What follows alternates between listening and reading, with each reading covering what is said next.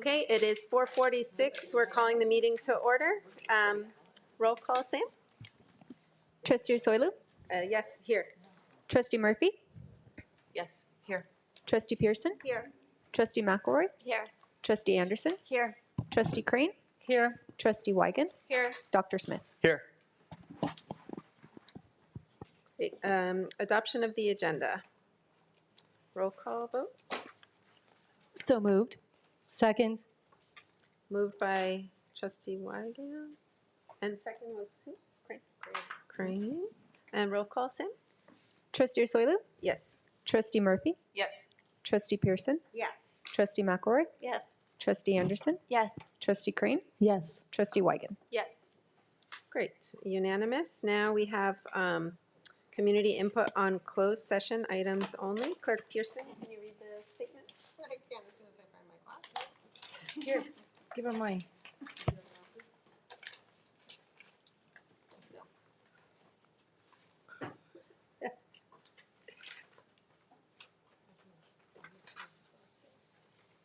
And, sorry, and as soon as I find, there we go.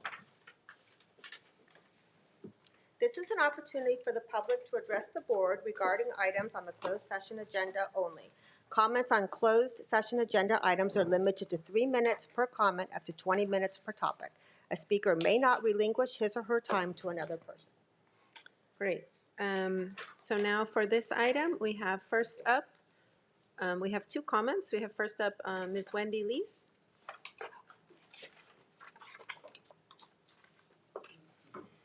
Good evening, Madam President and Dr. Smith and members of the board. My name is Wendy Lees. I will be a 54-year resident of District 7 this year. Always concerned about West Side schools, West Side kids. And lo and behold, I was on the school board for 8 years, and then Tom Egan, who's totally the opposite of me politically, he was on the school board. And I talked to Tom this afternoon because you know what? We both agree and want to persuade you to keep the 11 acres open space for an environmental nature center. The kids who live on the west side live in apartments on Shalimar. I was just there on Saturday. Trustee Anderson was there too, and they need an ENC like the people in Newport Beach have, where they can leave those apartments with no backyards and learn about the wonder of Banning Ranch or the Randall Preserve that was gifted by the Randalls for $50 million.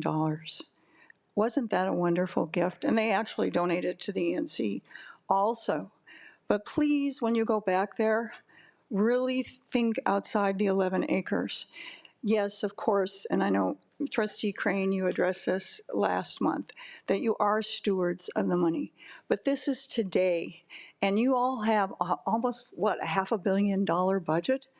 You have plenty of money, and you also have that Fund 17 that sits there, and you can use that as revenue to build an environmental nature learning center for science, for the ecology, for the animals and the critters that are out there instead of building housing.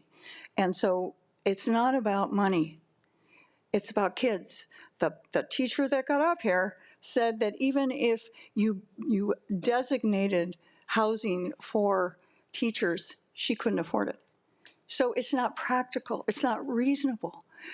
Search your heart for the kids at Whittier, at Wilson, at Pomona, and at Ray, and who go to Ensign, and who go to Estancia, and go to Tewinkle. They need open space so they can go through that and go down to the new Randall Preserve, and that's much more important than building housing and calling it public housing or workforce housing. No, we need open space for the kids on the west side. I've been there in District 7 for a long time advocating for the kids. It's time that you look at them as being a priority. Thank you. Next up, we have Mr. Terry Walsh.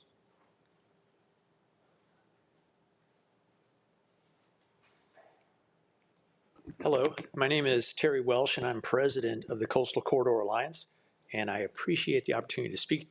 Over the last couple of years, I've been to a number of school board meetings, and of course, all connected with the 11.36 acres.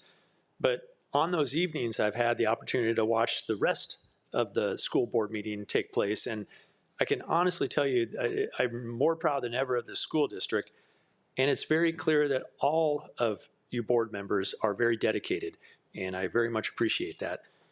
But returning back to the 11.36 acres, I don't know if you are aware, but the city of Costa Mesa is undergoing a redevelopment process of Fairview Developmental Center. This is a closed state hospital on Harbor Boulevard. You've probably driven by it a billion times, 95 acres, and it's going to be repurposed as housing. And it's going to have up to 1,000 units of affordable housing. And in their specific plan, the very first paragraph of the executive summary, it prioritizes workforce housing. So we wrote a letter to the city of Costa Mesa, and we copied the school board. Here's a copy of it right now, if I just put it on the record. Thank you. But what I'd like to do is kind of plant the seed and get this board to consider Fairview Developmental Center as an alternative location for your workforce housing. I mean, obviously, we think it's a vastly superior alternative, but I think that, I mean, it's not going to say it's going to be easy, but I think it would be an easier road than Banning Ranch. I mean, for one, you'd have the communities behind you. So, again, it's not going to be easy, and it will take a commitment from this board. So I'm here tonight to kind of plant that seed, and I hope we have more conversations in the future. I think this is perhaps the answer to our problem. A couple other things I really wanted to say is we sent a letter to the school board concerning the vote taken last month. And we did get a response from Andreas, who is, I guess, not here yet. But again, I'd like to repeat our request to redact or to take back that vote to go with Night Hall, put it on hold, and let's see if we can find a way to preserve these 11.36 acres as open space. Finally, last thing, and I'll make this real quick, the Randall Preserve Advisory Committee, this is a state committee, and I'm the chair, and it's got elected officials, agency people, tribal chairs, is meeting this Friday at the Herzog Community Room in Costa Mesa, and we're going to be finalizing many plans for Randall Preserve, the resource management plan, public access plan, coastal resiliency strategy, and others. It's an open meeting. You can come to it Friday morning, starts I think at 9:30, but the plans are online. If you go to Randall Preserve, there's a website dedicated to Randall Preserve, so all the plans are available. Thank you. Thank you so much. All right, with that, we will now move to closed session. The items are conference with real property negotiators, conference with risk management pending litigation, public employee discipline dismissal release, conference with labor negotiator, and we will return to open session at 6 o'clock. Thank you.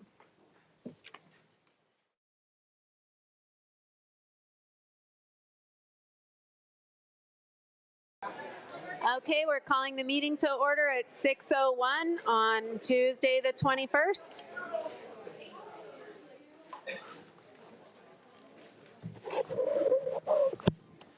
In closed session, the Board of Education took action to approve the resignation agreement and general release number 202503HR. The roll call vote was as follows: 7 ayes, 0 noes. Now we'll move to opening ceremonies, the moment of reflection, Pledge of Allegiance, led by Charlie Leverett or Jeremy Lord.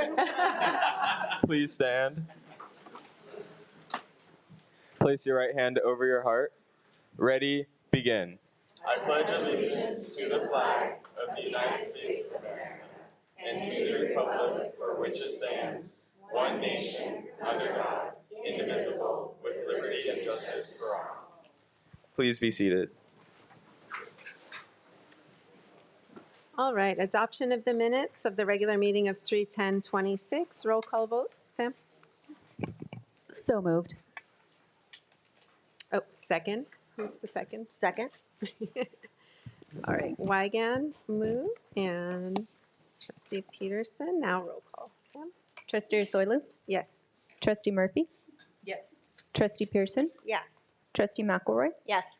Trustee Anderson? Yes. Trustee Crane? Yes. Trustee Weigand? Yes. Great. The vote was unanimous. Now we move to the recognitions of Winter Athletic Sports Champions. Dr. Torres? Yes, good evening. One of our favorite moments of the board meeting tonight is bringing up our students. And so I'd like to welcome Dr. Jake Haley, who will introduce his athlete.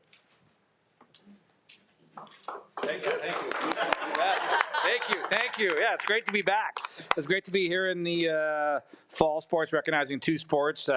Good evening, President Rasolu, members of the board, Dr. Smith, Executive Cabinet, distinguished guests. As you heard already, it's a pleasure to be here to recognize our student athletes. And please close your ears, Dr. Bolton. The best thing you can do in hiring a new head coach is to make sure they have siblings who are absolute studs in the wrestling mat. And then you get kind of a 2-for-1 combination. So I would love to call up our head coach, AJ Silva, to come on up here. We're going to introduce his brother, who is our 126-pound champion. Come on up, Coach. Thank you, guys. I want to introduce my brother, Aaron Silva. He is a 4-time CIF placer, 3-time CIF champion, and every year he's been in the finals wrestling. He's been beating somebody that's top 8 in the state of California. He is a 4-time all-county wrestler, 4-time state qualifiers, California state placer, and a 4-time national All-American.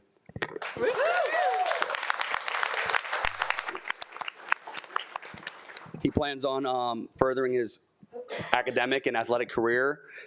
This year, he's going to go on a few visits to Cal Poly SLO, Presbyterian College, Arizona State.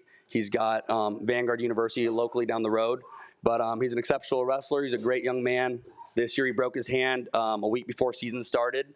And whenever we needed him to wrestle matches a month in, he said, yes, sir, and he just did it. And so he had to end up wrestling up 2 or 3 weight classes and ended up wrestling a top 12 kid in the state because we needed him to win for our dual tournament. And he ended up getting that job done for us, winning 17-2 in that match against somebody 2 weight classes up. And then lastly, a week before the state tournament started, he was in the finals of a tournament and ended up tearing his ACL, meniscus, and so on, everything else in his knee. And he figured out a way to get it done at the state tournament, wrapped it up, and I mean, he's just a really tough kid, and ended up taking 4th in the state of California this year. So it's Aaron Silva. Coach, great job. We're going to get a quick picture.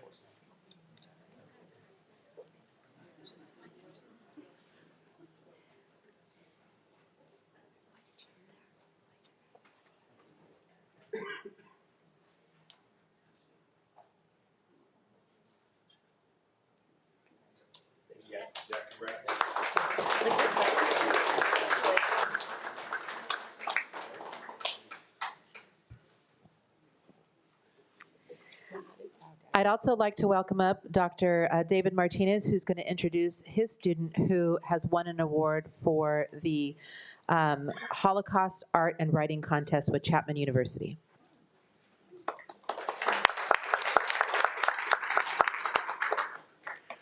Well, good evening, Board President Dr. Soilu, Board Trustee Superintendent Dr. Smith, and guests. I'd like to bring up David Ramos-Reyes. Oh, he's here already. I'll have you stand right here, front and center over here. There you go, so they get a good look at you. It is my privilege to share with you the outstanding news on early college high school sophomore David Ramos-Reyes being selected as the first place recipient in the category of high school poetry in the 27th annual Samueli Holocaust Art and Writing Contest held earlier this year, culminating in a ceremony held at Chapman University on March 13th.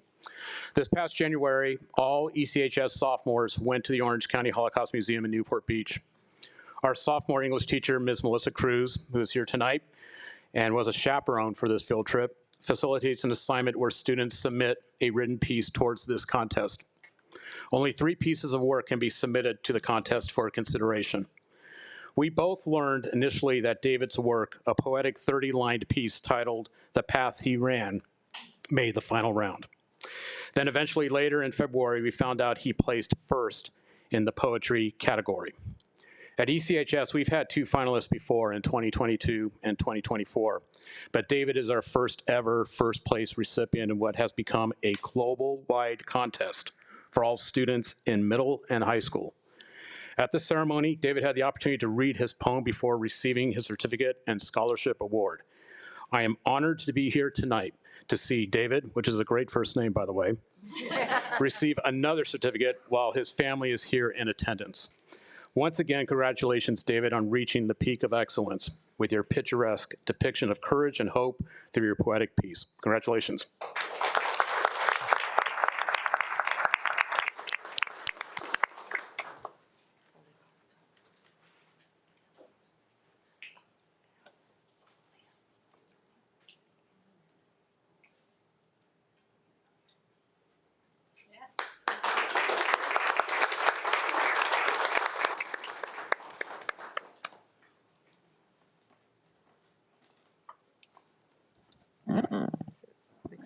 Next up is the recognition of the 2026 Superintendent Character Trait Awards.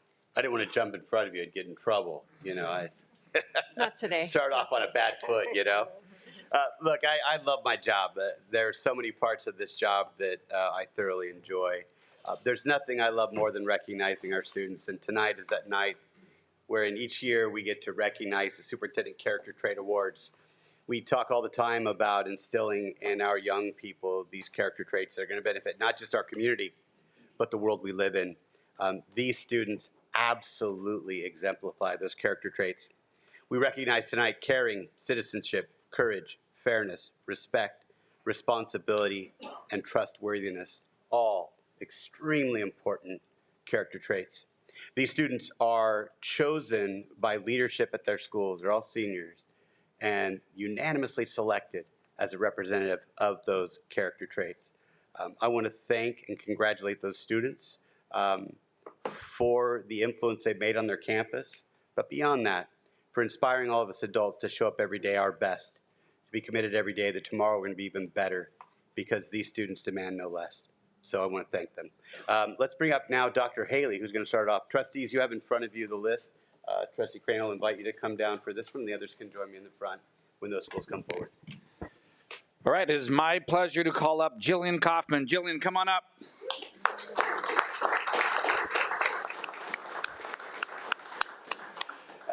As Dr. Smith mentioned, this is an honor for us to be able to bring students forward, and this is selected by leadership at our campuses. And when I started going around to our site leadership team, department chairs, you name it, we were given Caring as our character award for this pillar year, and going around talking and having conversations.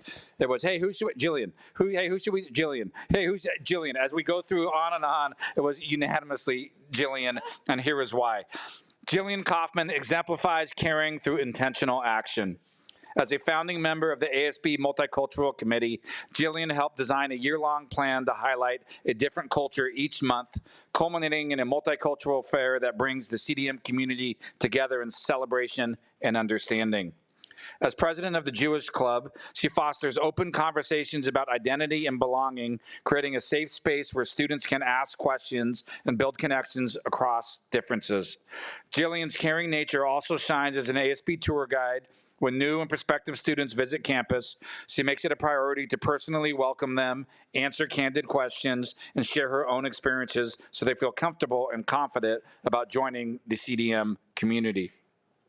When student concerns arise, Jillian respectfully brings student perspectives to the administration, seeking solutions and advice to benefit the well-being of others. Whether through leadership, advocacy, or one-on-one conversations, she consistently acts on her belief that belonging matters. After graduation, Jillian will attend the University of Pennsylvania, where she will continue leading with empathy and purpose. Congratulations.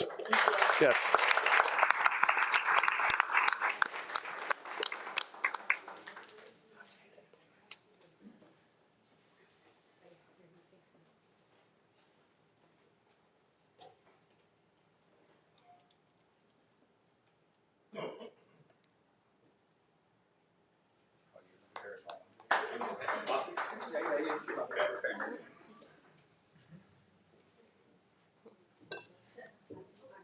We don't want to take it, we want to be in it.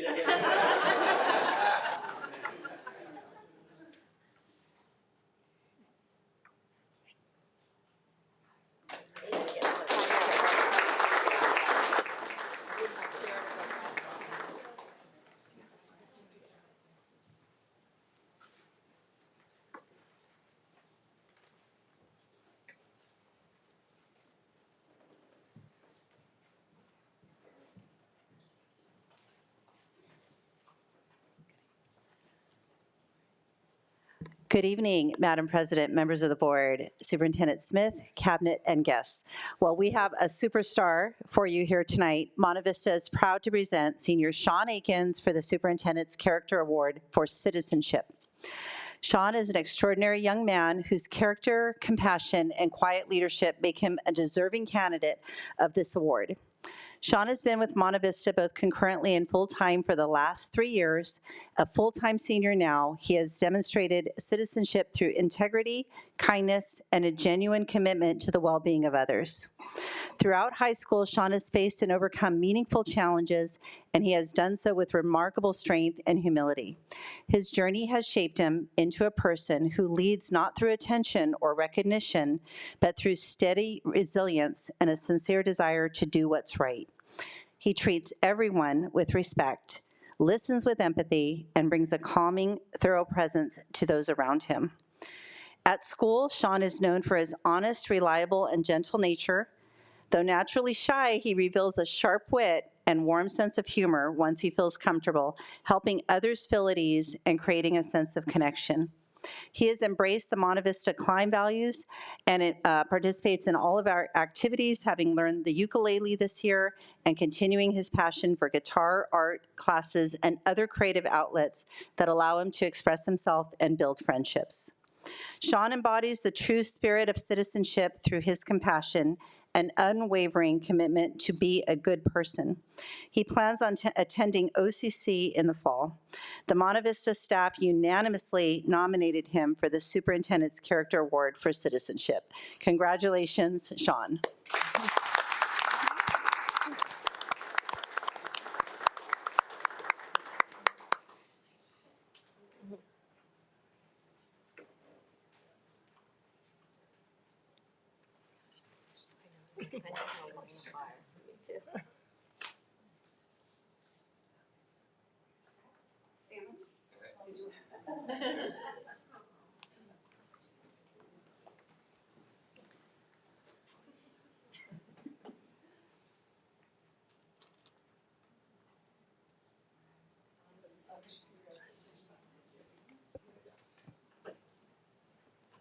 Great.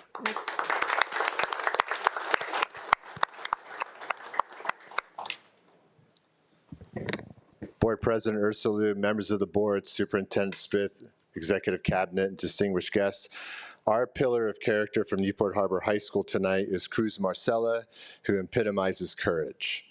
Upon entering high school, Cruz's older brother tragically and suddenly passed away, and as you can imagine, that presents a number of variables in a young adult's life.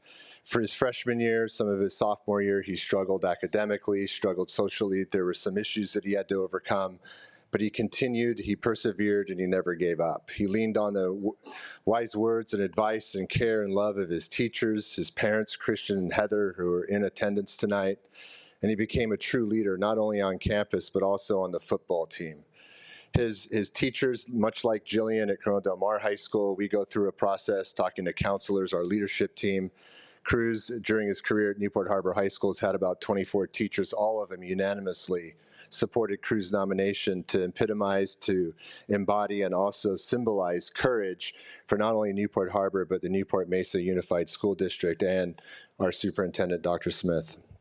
Upon graduating, Cruz will attend community college up in Santa Barbara, and he plans to transfer to UCSB, where he is going to major in business and finance and follow in his brother's footsteps. His older brother did attend UCSB as well, so that's where Cruz is headed.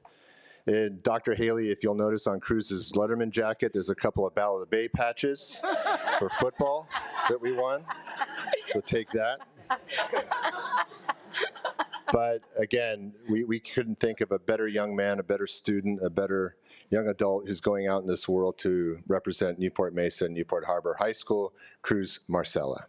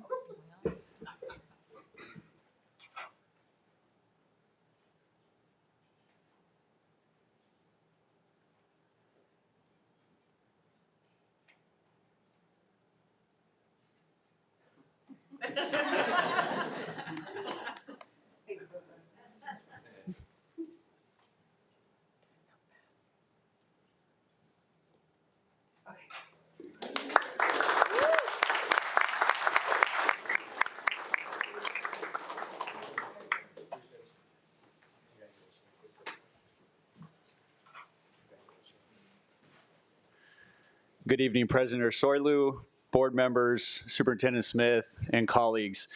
I'm really pleased to be able to talk about Christiana Todd tonight because, quite honestly, the world would be a better place if there were more people like her. Christiana is known for ensuring that everyone around her feels respected, included, and valued.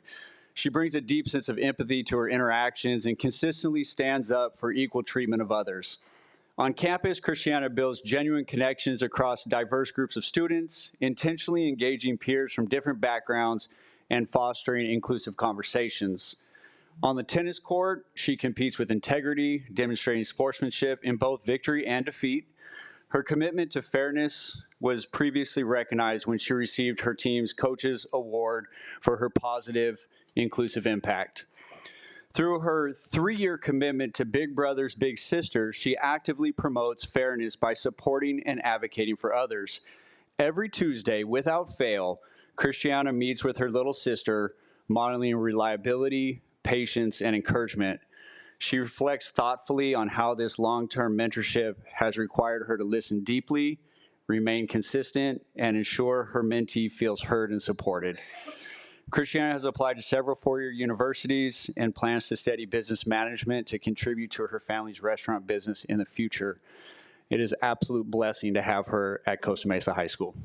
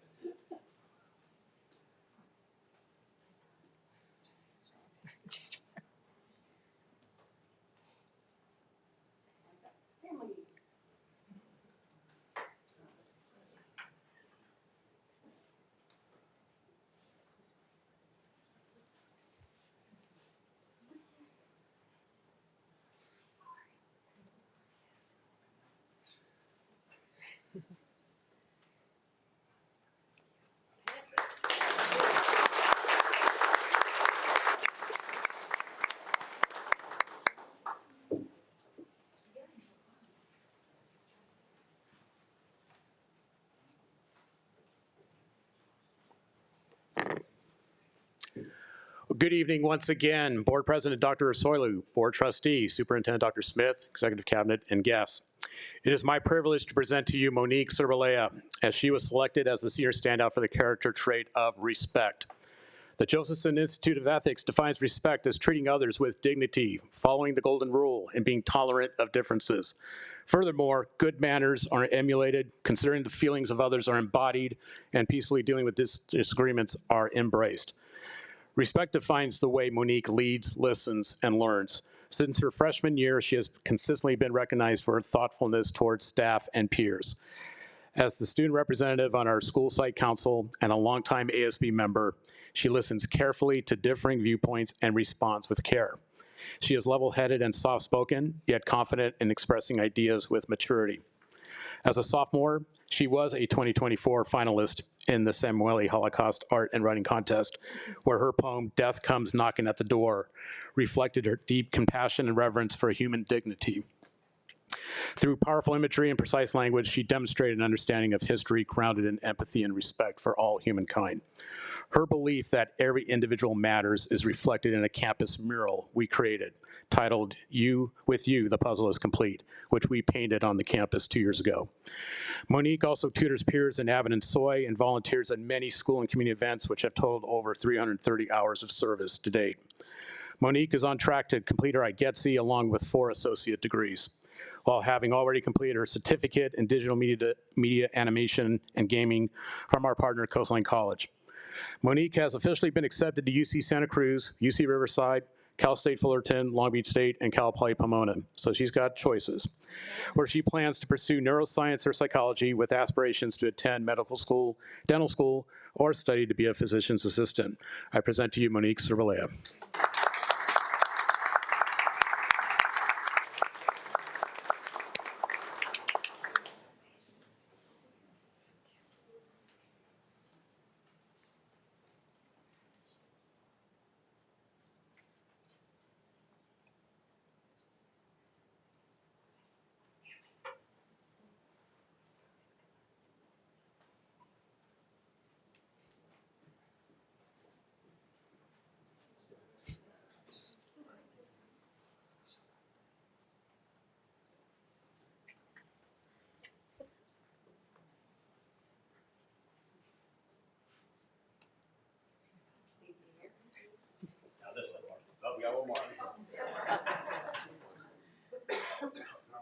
Thank you.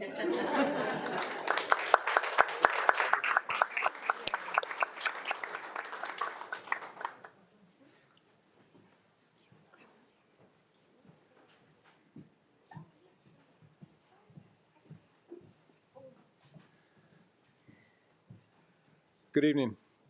Respect is something that's always demanded on a high school campus, but it's rarely celebrated. And it's my honor to be able to be here today to celebrate Chris Garrity. I first got the opportunity to learn about Chris when he was in 8th grade and would come to Estancia every morning to take Enhanced Math 2. This put him on a track so that way he became the first person from the class of 2026 across our district to be able to complete AP Calc his sophomore year. His sophomore year was challenging, though, not just because of the academic load that he took on, but his sophomore year, his parents decided that the family was going to move to Arizona. And Chris decided that the responsible thing for him, based on his values for his future, was to stay at Estancia and live with his grandparents. While he took on the rest of his high school career navigating things pretty much for himself, he also took on the additional responsibility of helping out his grandparents around the house. At Estancia, Chris has been a 2-year Link Crew leader where he mentors all of the character traits to freshmen in his charge. He's a member of our Lyceum Academy, and he's been a 4-year member of our varsity basketball season. Unfortunately, Chris suffered 2 ACL injuries, and his senior year on our team was not the year that he had originally envisioned. However, Chris, being the person who not just models responsibility, but shows it in everything he does, continued to stay engaged with his team, being present for all practices, all games, leading them on the way that he wants and always does. I wanted all of his teachers really know and care deeply about Chris, but his basketball coach, Coach Javi, probably knows him better than anybody else because they spent 4 years together. And I want to take a moment to sort of read one thing that Coach Javi stated. Coach Javi states, I've been the basketball coach at Estancia for over 20 years, and I can honestly say that Chris Garrity is the best kid I've ever coached in terms of character, mental toughness, strength, and personal drive, and individual responsibility. Unfortunately, not everything in Chris' life is easy. He's had to grow up faster than most and take on more responsibility than kids should have to. Yet Chris doesn't shy away from this. He always does it with a smile on his face, never wavering, never making excuses, just showing hard work, determination, and responsibility. Chris is a champion, a young man of high character, and the epitome of hard work. Make no excuses, and you will succeed. And succeed he has. Chris will graduate as an AP Scholar with Distinction.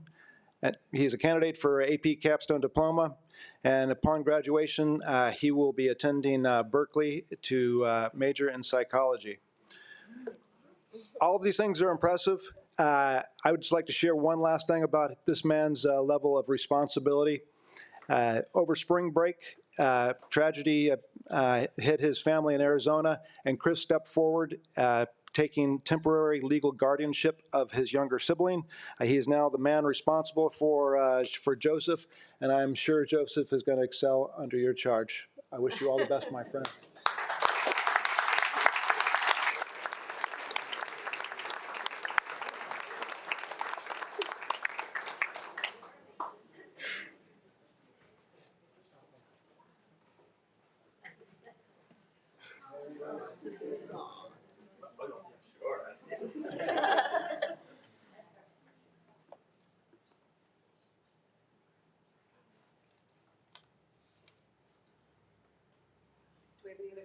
There we go.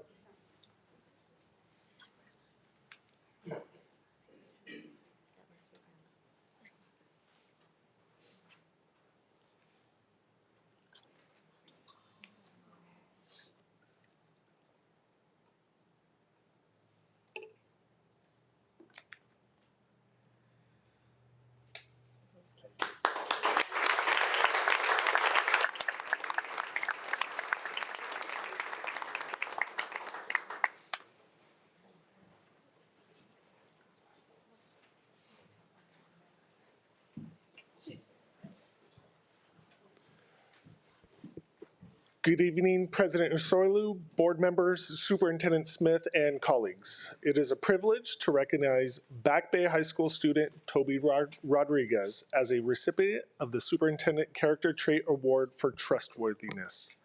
Toby exemplifies what it means to be reliable, accountable, and grounded in integrity, both in and out of the classroom. In our Spider Lab, part of our business management CTE pathway, students take on real-world projects with real clients. In that environment, trust matters, deadlines matter, quality matters. Toby consistently delivers on all three. He is the student teachers turn to when they need honest, thoughtful feedback from peers because they know he will follow through with care and professionalism. He routinely goes beyond expectations, arriving early, staying late, and ensuring that the work is done right. In his business leadership class, Toby's actions reinforce that trust is not about individual performance. It's about elevating others. During group projects, he uses his artistic talents to help his team clarify their vision, steps into his organizational roles to keep the group on track and intentionally create space for every voice to be heard. That is leadership grounded in trust. Because of his consistent integrity and character, Toby has been invited back to serve as a mentor in our Spider Lab next year, an opportunity reserved for students who have truly earned the confidence of both staff and peers. Toby plans to pursue a career in psychology, and I have no doubt he will carry these same qualities, empathy, accountability, and trustworthiness into that field and beyond. Toby Rodriguez represents the very best of Back Bay High School.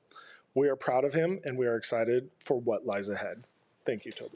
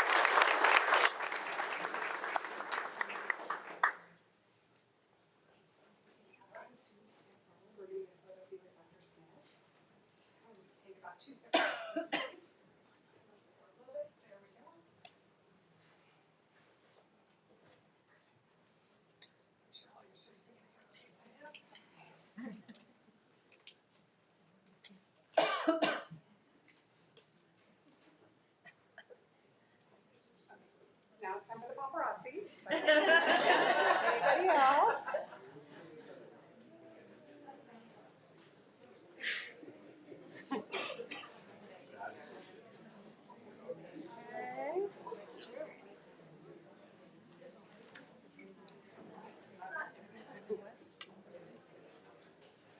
See, I didn't lie, guys. Paparazzi still going. Smile, smile.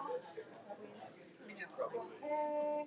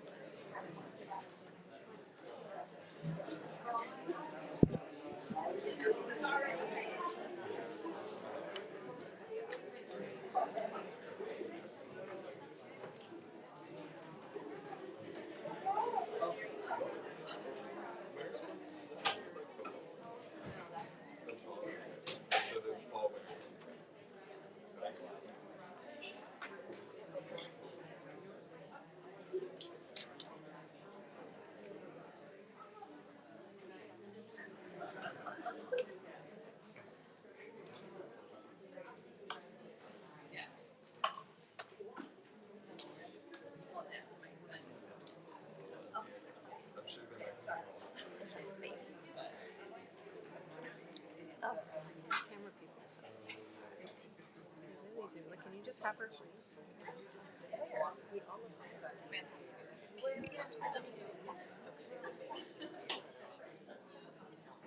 Okay, next up, we have student board member reports, and we'll have Vice President Murphy share the questions of the month. Good evening.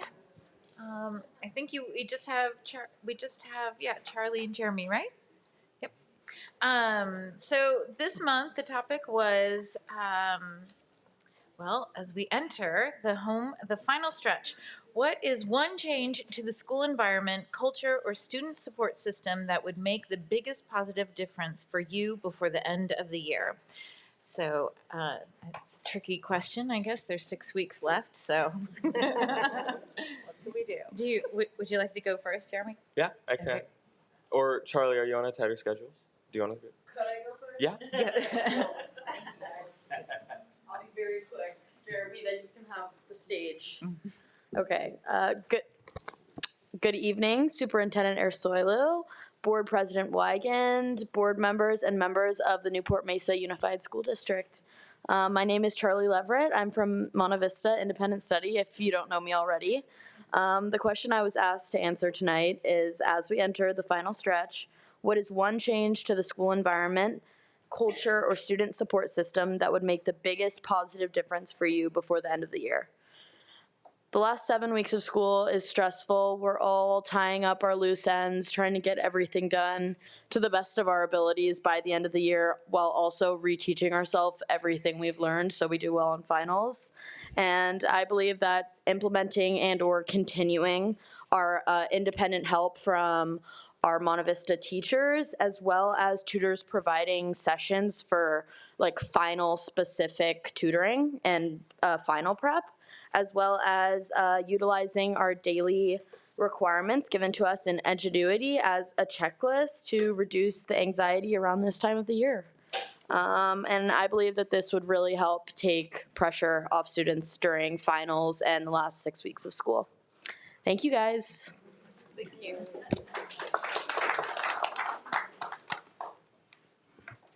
Okay, thank you.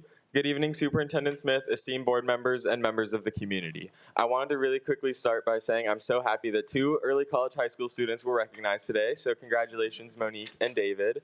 And also congratulations to every other student who was recognized today. So with that, I'm gonna start by speaking about what changes can be made to improve student support systems. So when I brought this up to peers, I heard various different options such as therapy dogs, expanded counseling opportunities, and also more wellness spaces on campus. The one that stuck out to me the most was having designated spaces for students to work and relax while on campus. Currently, we don't really have a room that's always open for students to work, study, or relax during the day. And having one would be greatly beneficial to students' productivity and mental health. And I know I would personally love to see a space that is always available to accommodate students. Because our campus is built around an elementary school design, there are various space limitations that make it difficult for us to provide this space. And currently, we use a vacant classroom to serve as our book room, and it's not always open, relatively small, and the atmosphere isn't very inviting for students. Often when I go in, it's almost completely empty. As such, one of the biggest improvements students would like to see is greater capacity for these spaces. Our PTSA has, in the past few years, worked to improve an existing garden space, and some teachers regularly make their rooms available for studying, but we still need a designated space. That is why I was excited to see that in the current facilities master plan, early college is set to gain more indoor space in various spots around campus. I'm hopeful that with the new construction, it will be possible to provide students with the space they need to study and relax on campus throughout the day. Other than this long-term dream, I would like to recall the ideas students brought up to me. Having therapy dogs would be a great addition to one of our stress awareness weeks, especially as we move into finals. Also, expanded counseling capacity would help meet student needs as it is currently only available on Fridays. While these are areas for improvement, I am still incredibly grateful for everything that the district provides for students, and I do still feel prepared moving into my last set of finals before graduation. Thank you. Great. Next is Harbor Council PTA report.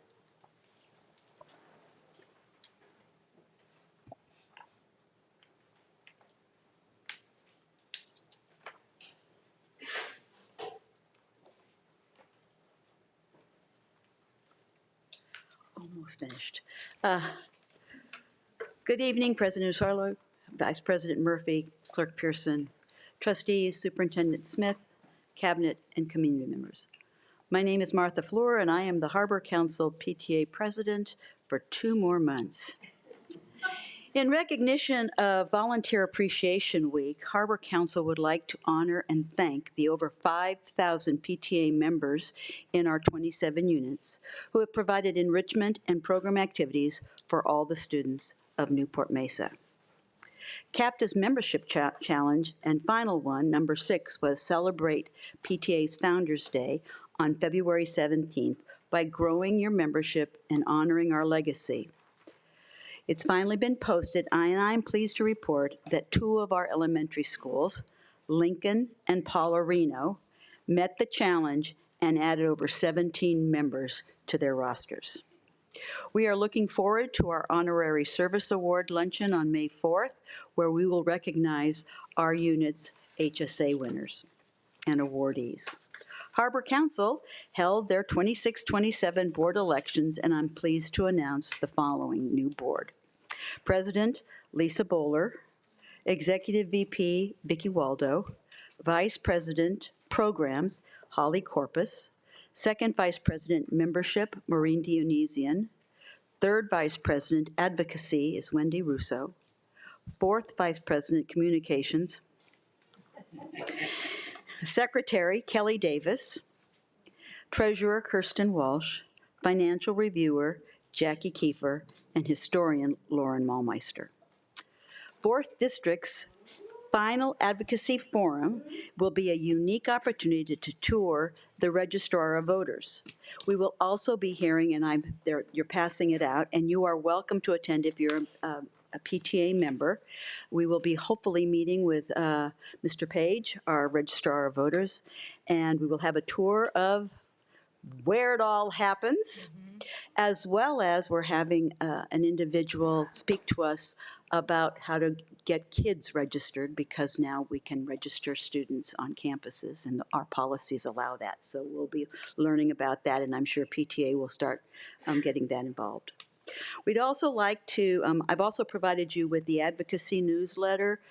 We have adopted a resolution in favor of AI, which will be voted on the end of the month in lovely downtown Yes. A 5.5-hour drive to Fresno. We want to thank our visual and performing arts teachers throughout the district, Tamra Fairbanks, our arts TOSA, and you, the board, for continuing to promote and offer our students phenomenal art education. We are proud to have 3 winners advancing to the state level.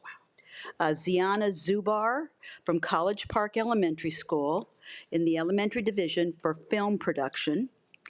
Mita Pham, East Bluff Elementary School, intermediate division, music composition.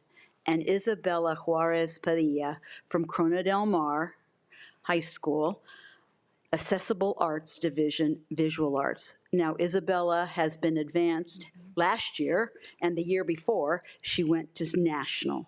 So we are very pleased. We also had 5 Merit Award winners, which were second place and 10 honorable mention, and we had over 344.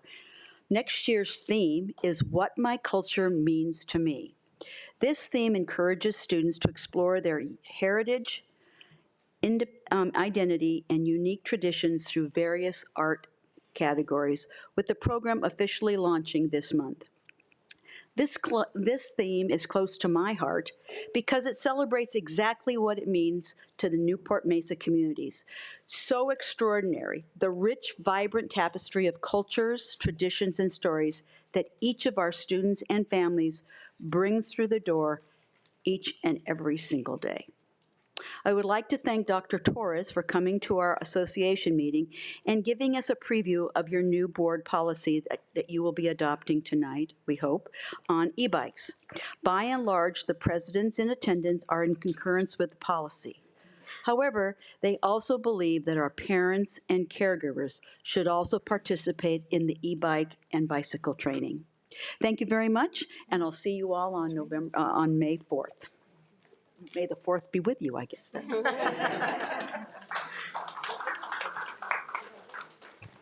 Thank you so much. Next up is CSEA and NMFT President's comments. Hi, everybody. Good evening, President Ursuelu, trustees, Superintendent Smith, cabinet, and guests. I do want to also congratulate everybody who was recognized here and some of the heartfelt, touching stories. Thank you for sharing that. It makes a great connection to the people that are being recognized. And then I know Jeremy Lohr, student board member Jeremy Lohr, mentioned stress dogs would be great. I work in fiscal services here for the district, and at the end of the year can be stressful. So, Mr. Dixon, that would be a great idea for fiscal services. And then I just want to also highlight that in recent years, the board has supported student needs by funding field trips, which ensures equity and access to our students for all of them for enrichment. And we want to express gratitude to the Transportation Department for the vital work they do, providing safe, timely, and reliable transit for our students. We look forward to joining the district next week to celebrate our dedicated school bus drivers and transportation staff. In addition to that, I also wanted to highlight that next month, the district is celebrating classified employees with ACE Day, appreciating classified employees. So I know some of you are newer than others, and if you haven't participated, it's a great way to engage your classified. So I think I think that it comes from Tracy's office. So I hope that you can participate, and we look forward to that. As always, we look forward to continuing to do the good work for students, staff, and the community. Thank you very much.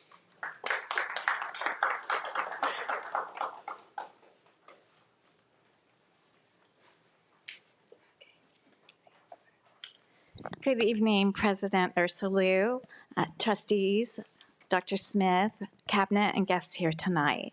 So short update, it's a busy, busy time of year for all the educators as they're entering the home stretch. We appreciate all that they're doing for their students. Next week, 3 of NMFT officers will be sworn in for their new 2-year term. And tonight, NMFT is sunshining our initial proposal for the reopener negotiations for the 2026-27 school year. I believe you have the articles. We look forward to getting back to the table with the district to collaborate and to continue to build on the foundation we started with the goal of making Newport-Mesa #1 in all areas. Thank you.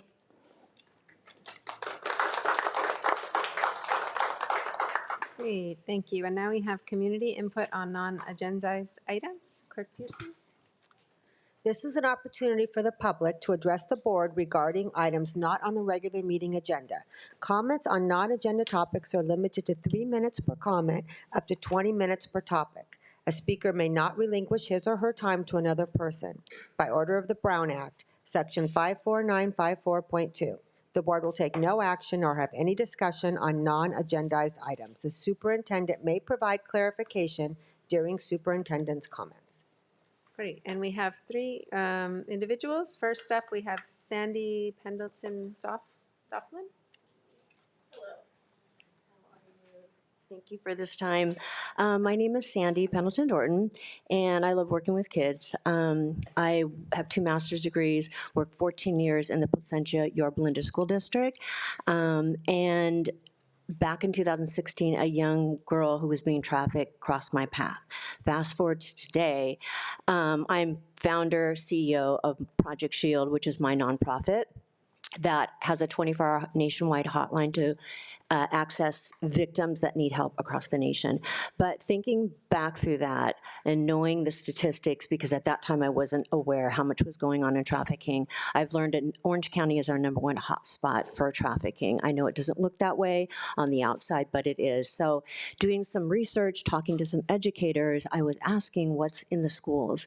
And I know there's an AB 1227 Bond Act, which is a great act, but in talking to educators, it seems to be parsed out in different formats and not really implemented in the way that it's intended to do. So what I wanted to share with the board tonight, and also the amazing people that are here as well, is that our team has developed a comprehensive, streamlined approach to having prevention education in the schools. It's not, because I know teachers, I work with them, the last thing you want to do is put a lesson plan on their plate. They have enough to do. It is not. The work's been done for them. What we do, we educate the district, the why we need this, and then we go in and educate our teachers, our support staff, the janitors, the SROs, in just a streamlined format, because they're also the eyes and ears for our students every day that work with the kids. And then we have powerful, age-appropriate, engaging assemblies. The last thing that kids want to do is be bored in assembly. I've been doing this. I was at Fountain Valley's. There was one of the events. There was over 1,000 kids that signed up for the presentation I was doing. It was engaging. I was in front of over 300 kids at a time.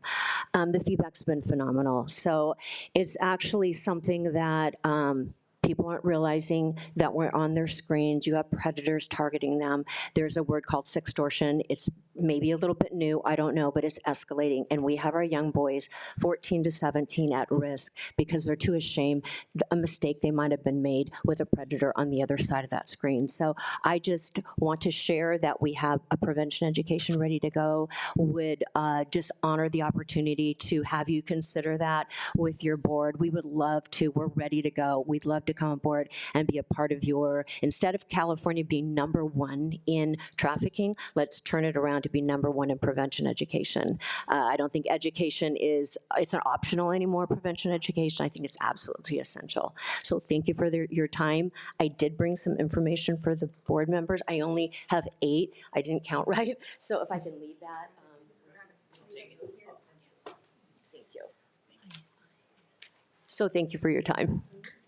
Thank you so much. Next up, we have Sonia Sesmas.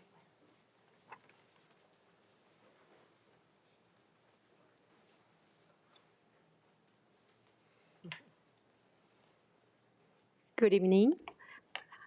I got nervous now. It's my first time, so sorry. So thank you for giving me this time. And I came with another group of parents, and I came from College Park Elementary School. Okay, I'm going to keep to my script.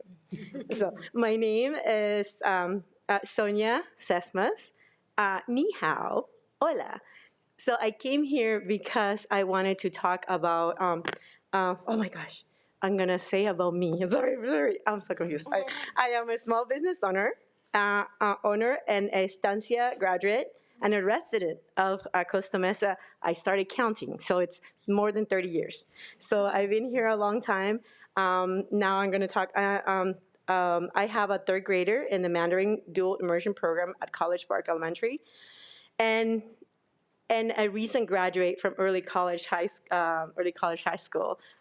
He's now at Cal State Fullerton, and he just, this is on the side, gave Mr. Martinez gray hair, or maybe more gray hair, but he graduated. So anyways, today I came because I wanted to, the rest of the parents came to talk about the awesome things that are happening at our school. My son, where I live, we don't belong to that school, but because of the Mandarin program that it's there, I decided to change him.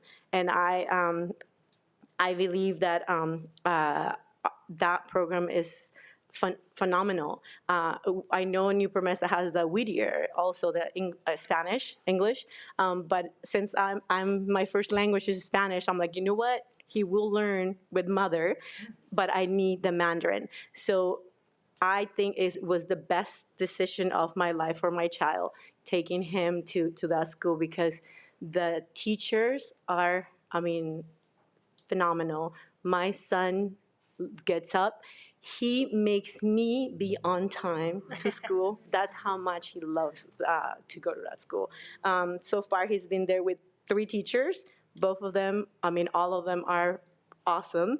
And what else I wanted to talk about this? I'm so sorry. Also,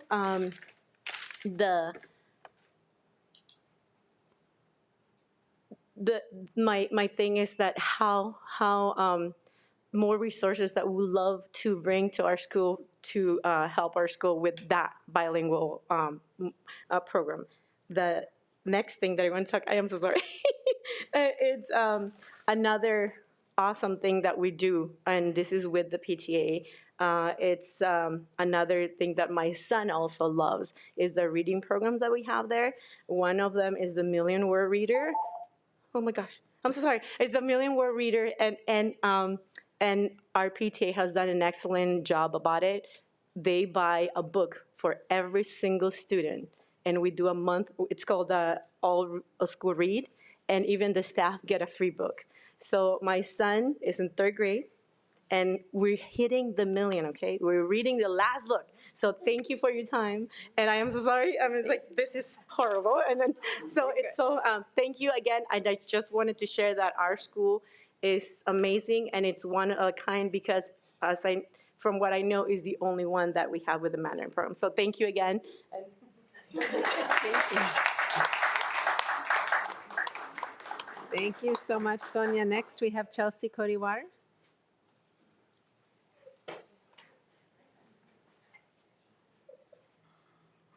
Hi, good evening. My name is Chelsea Cody Waters, and I have a daughter in 1st grade at College Park and a son entering TK next year. Many College Park parents have been showing up to these meetings because we care deeply about our school, and tonight we wanted to make sure that that love came through. We had 2 new events this year during the school day that invited parents onto campus. All grade levels had walkthroughs where parents learned a piece of the curriculum and then worked with their students in the classroom. I often joke about needing to go back to 1st grade math, and I got my wish. We also had lunch on the lawn with a loved one. After lunch, our family went for a walk around the field, and it was the first time our daughter started to share stories about her day at school. Something about playing with us there during her lunch break sparked a connection that we've been able to build on ever since. Parent feedback was overwhelmingly positive, and it showed how meaningful it is when families are welcomed into campus. I also wanted to highlight our strong school community. People from all over the world and all phases of life show up for each other. Sometimes it's simple, sharing a good book or a funny story from our kids, and sometimes it means doing the harder work, hours-long conversations, working through differences in values and opinion, and finding common ground to move ideas forward.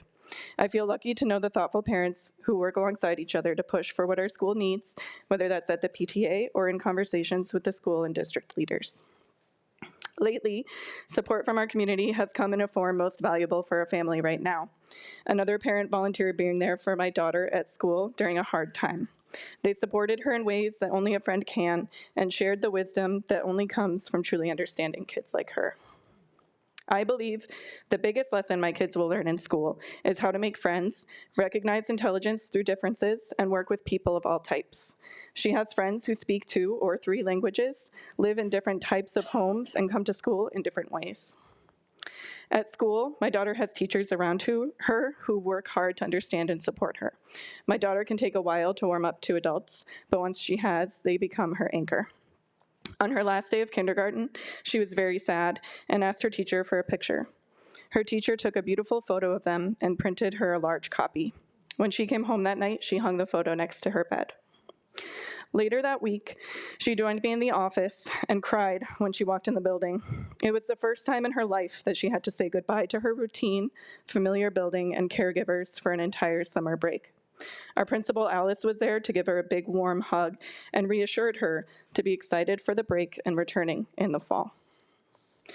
She still falls asleep each night next to that photo of her last day of kindergarten, often snuggling her College Park Cougar stuffed animal.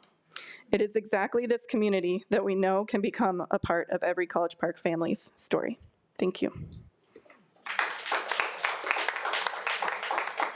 Thank you so much. Next is Mary Limongelli.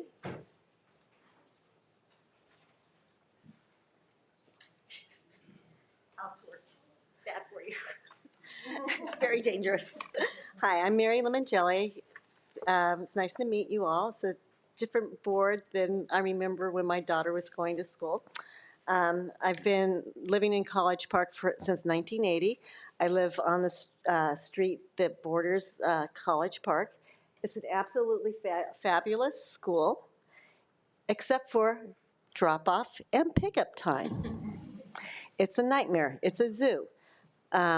So I'm coming to you as a mother, a grandmother, a citizen of the neighborhood, an RN that worked in a hospital who saw trauma patients, children versing cars. The cars always won. The bicycles always won. If it was a kid on a Vespa or moped back in the 80s, now it's the electric bikes and scooters. I have some solutions. Sorry, I'm not a speaker.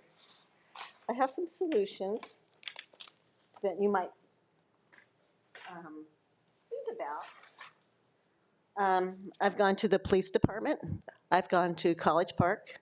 I've talked to the principal, Alice. I've talked to Francis, Miss Francis. I've talked to the office people. I've gone to the Costa Mesa Police Department. I've talked to the safety officer assigned to College Park and other schools. I've gone to City Hall, spoken to the engineers. My mom instilled in me, since she was in education, my dad was in the military, you go by the chain of command. You go to the person. You go up the ladder. So I think I've done my best research I can. I want every child to go home the same way they got to school. That's not going to happen. There was an accident in the crosswalk on Loyola last year, a mom pushing the baby in the carriage, going to get the sibling or picking up the sibling in the crosswalk and was hit by a parent. That's not right. Everybody's distracted. Everybody's putting their makeup on. Guys are shaving. Somebody's looking for their lost piece of gum in their purse. Have you guys ever been to pick up? I invite you to go down Villanova, Loyola. Any of the streets, Fordham, between 7:45 and 8:15. By 8:05, they're going 40 miles an hour. Kids on e-bikes are going 3 across on the sidewalk. Oh, sorry. Okay, so can I? Okay, so I have suggestions. There's 9 parking spots that in the staff parking, which is the smallest, I found out is the smallest parking lot in staff parking, that line butt up against the sidewalk near the kindergarten before you get to the cafeteria. Those 9 spots can be moved to the back of the schoolyard, just like at Victoria Street School. They have an apron, they have a double gate. The school district vehicles go through that. Point of order. Actually, Ms. Limongelli, is it possible, I see that you have that written down, that you can email it all to us so we can see it all? I will attempt to email it. I'm in the generation that doesn't do it, so I will. Perfect. I can give you the best I can. Kurt right there? Yeah. They can copy it and email it to all of us. Thank you so much. Oh, perfect. Thank you. Thank you. Thank you so much. Of course, I appreciate your time. There's a collaboration between everyone. Thank you. To make the kids safe. Thank you. Thank you. And next we have superintendent comments.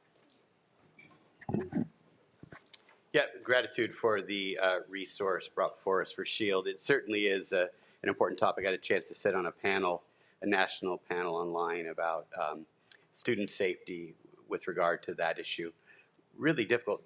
Ironically, tonight we're talking about the benefits of AI and what we're doing in our school district to intentionally provide our students the support they need and the teachers so that they are prepared for jobs that haven't even been created, that digital citizenship and literacy. And all the while, we have to keep them safe.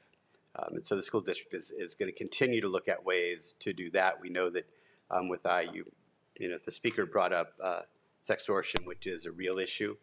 AI has made that even easier for folks to take advantage of our youth.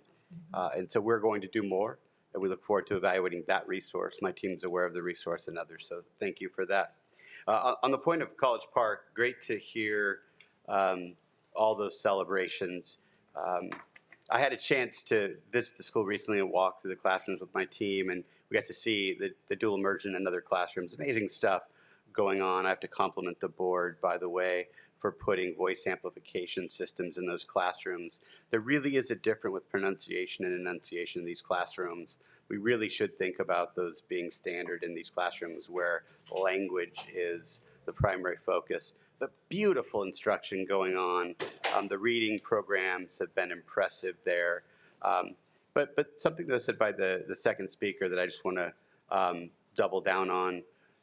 We also want to compliment the parents for coming forward and suggesting ways that school can get better. It's really in community that we improve our systems. The parents coming forward and making suggestions, asking tough questions about how they can be involved in meaningful ways in the school and in the education of their students. And those things are paying off. They mentioned some of them today. We also launched this week a tutorial program after school conducted by our own staff. That was an idea born out of questions from parents. I also have to compliment College Park and their staff. They heard that request, and I didn't think they were going to solve for that this year. Shame on me for not having enough faith and confidence and hope, because they did. And with weeks left in the school year, that community is going to come together and provide after-school tutorials for their students by their staff. Powerful stuff. That's just one example. So absolutely, we move ideas forward, as the speaker said, when we work together. And to that point, school safety, drop-off, pickup, that's one of the more stressful times, one of the more dangerous times, because everyone's coming and leaving, plus all of the normal morning and afternoon traffic. And we're committed to working with the city. We do so regularly. Our team is available to work with school sites. This board is aware of the things in our control, like the physical plant itself and the parking lots. And part of our facilities master plan is a look at those parking lots. We know that we need to find more space and then use that space more strategically to safely get students and their families on and off campus every day. So absolutely, there's nothing more important than safety, and we'll look at those recommendations. We'll make sure the board sees those, but more importantly, we'll make sure that the staff are aware of it so they can work to support not just College Park, but other schools if these kinds of ideas can be applied in other instances. So thank you for bringing that forward. Great. Now we have community input on agendized items. Clerk Pearson. This is an opportunity for the public to address the board regarding items on the regular meeting agenda. Comments on agenda items are limited to 3 minutes per comment, up to 20 minutes per topic. A speaker may not relinquish his or her time to another person. Speaker cards for items on the discussion action calendar may be held until that item is considered by the board if the speaker prefers. Great. So we have 9 comments for item 21A, the e-bike.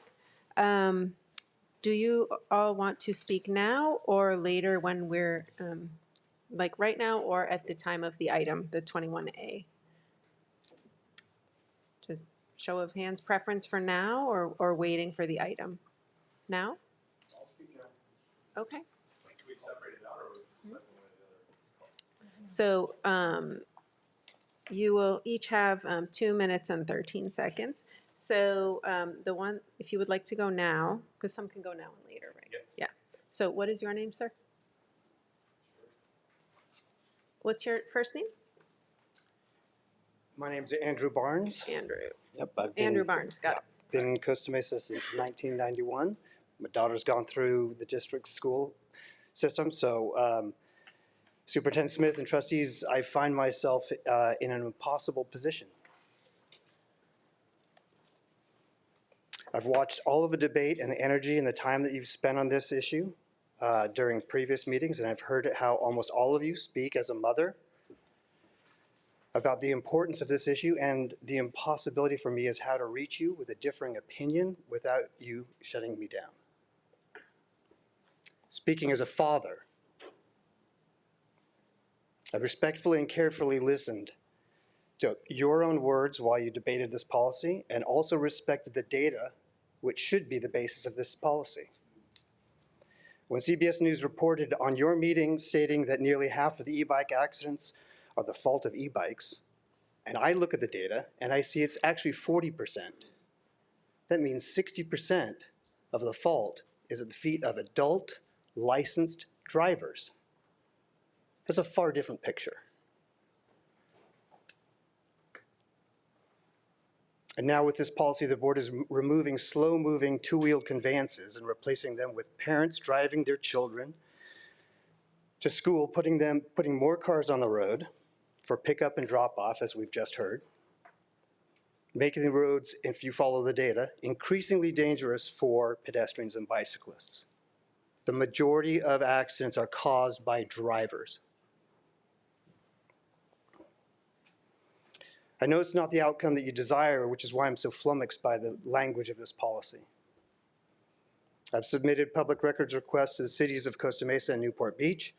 I've reviewed those data as well as the Berkeley TIMS georeferenced collision data, statewide database. And the underlying data do not support the emotions on which this policy is written. The policy uses infringements. I hope that you value a father's perspective equally as your mother's perspective and marry these two perspectives to craft a less draconian policy that preserves responsible use of legal e-bikes and parental rights. Thank you very much for your time. Thank you. Did anyone else want to do their comment now? Yes, sir. Okay, sure. If you wanted to, just line up and tell me your names. Jesse Inman. Jesse Inman? Yes. Great.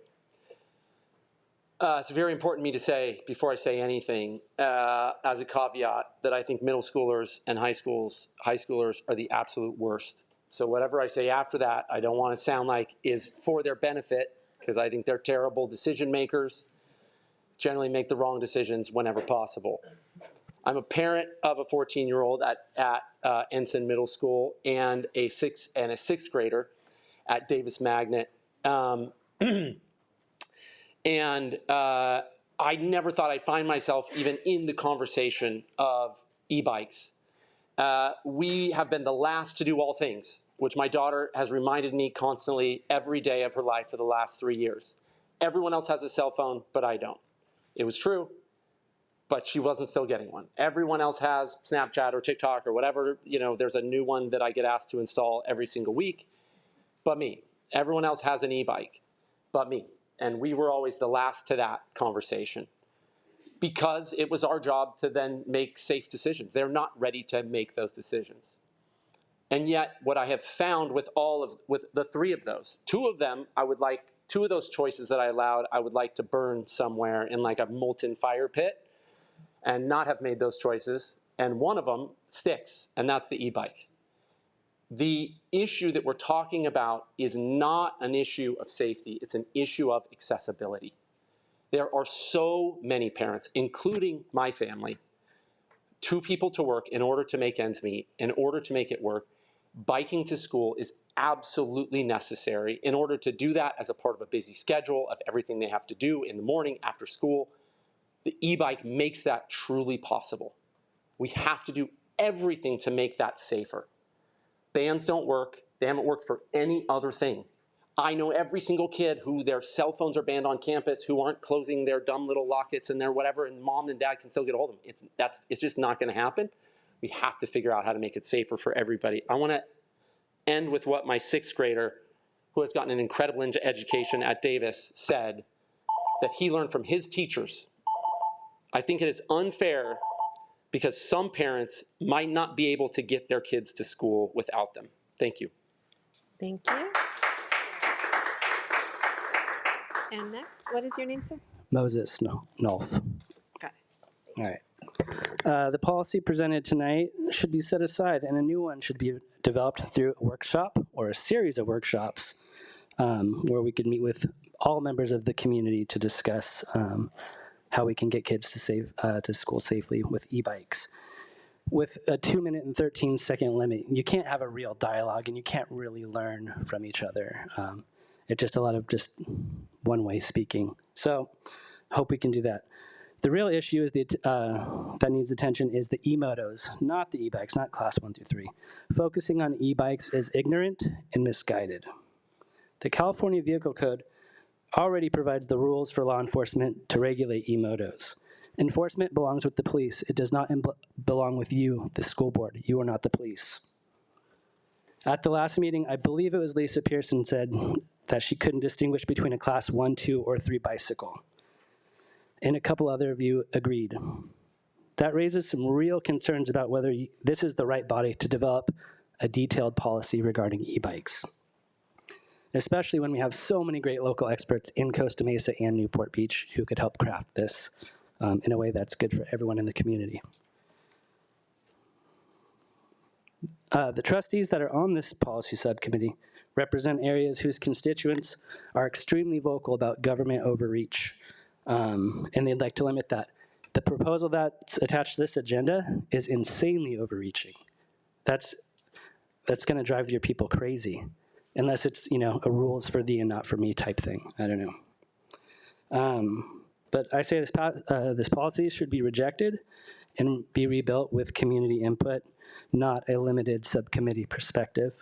I have 25 more seconds, so you've all received emails, multiple from Costa Mesa Alliance for Better Streets. I don't agree with 100% of what they say, but they're coming from a knowledgeable and a reasonable place, unlike the policy committee here. So I hope that you will take their words and use that as a base and start over throughout the current policy. Hey, I got 3 more seconds. Wait. Okay. And next, what is your name? Riker Madison. Riker, got it. Thank you. Hello, my name is Riker Madison. I am currently an 8th grader in Ensign Intermediate School. I have a 4.0 GPA, and I'm a member of National Junior Honor Society, Golf Club, Newport Beach Water Polo, and actively volunteer in our community. I ride a Class 2 e-bike to school and have been for the past 2 years.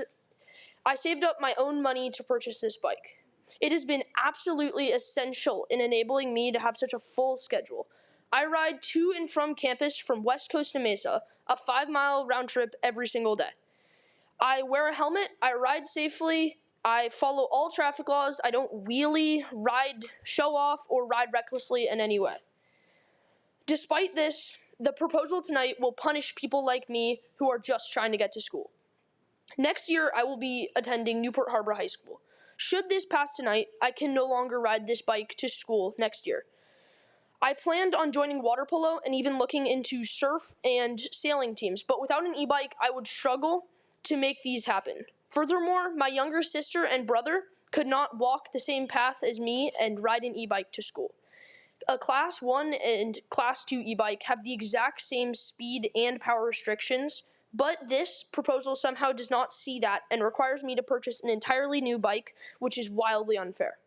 While a small handful of my peers ride recklessly on illegal e-bikes, the majority of us don't, and some of us will be greatly impacted by this. Please reconsider this near total ban. Thank you very much.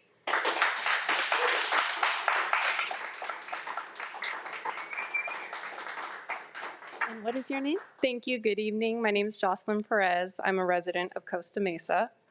I grew up in a low-income household. There was only one car. The rest of us got around on a bicycle. I rode a bike to high school and my after-school job. An e-bike would have unlocked so much more for me. E-bikes are a huge boon to families and kids to get around without a car. And for a lot of families, getting around without a car is not just a choice, it's a necessity. And they don't necessarily have the resources to buy different classes of e-bikes for different occasions. The majority of e-bikes which get complained about are currently illegal. Those are e-motorcycles, and kids shouldn't be riding them. But throwing more regulations around actual e-bikes isn't going to tackle that. Instead, I encourage the board to think about how to close loopholes with current regulations and enforce them properly. Take the city of Irvine, for example. They have a great model of education and enforcement. Kids that get a ticket must attend a Saturday school with their parents. It's put on by the Irvine PD, and maybe the board can partner with the Newport and Costa Mesa PD for more education and enforcement. But this policy seems hasty. I'm not sure the reason to push it through before the end of the school year. Instead, I encourage the board to table this item and work with the many stakeholders and groups within the community that can take what the board has written to date and help craft a policy that's a positive for pickup and drop-off time and a win rather than a prohibition and a punishment. Thank you.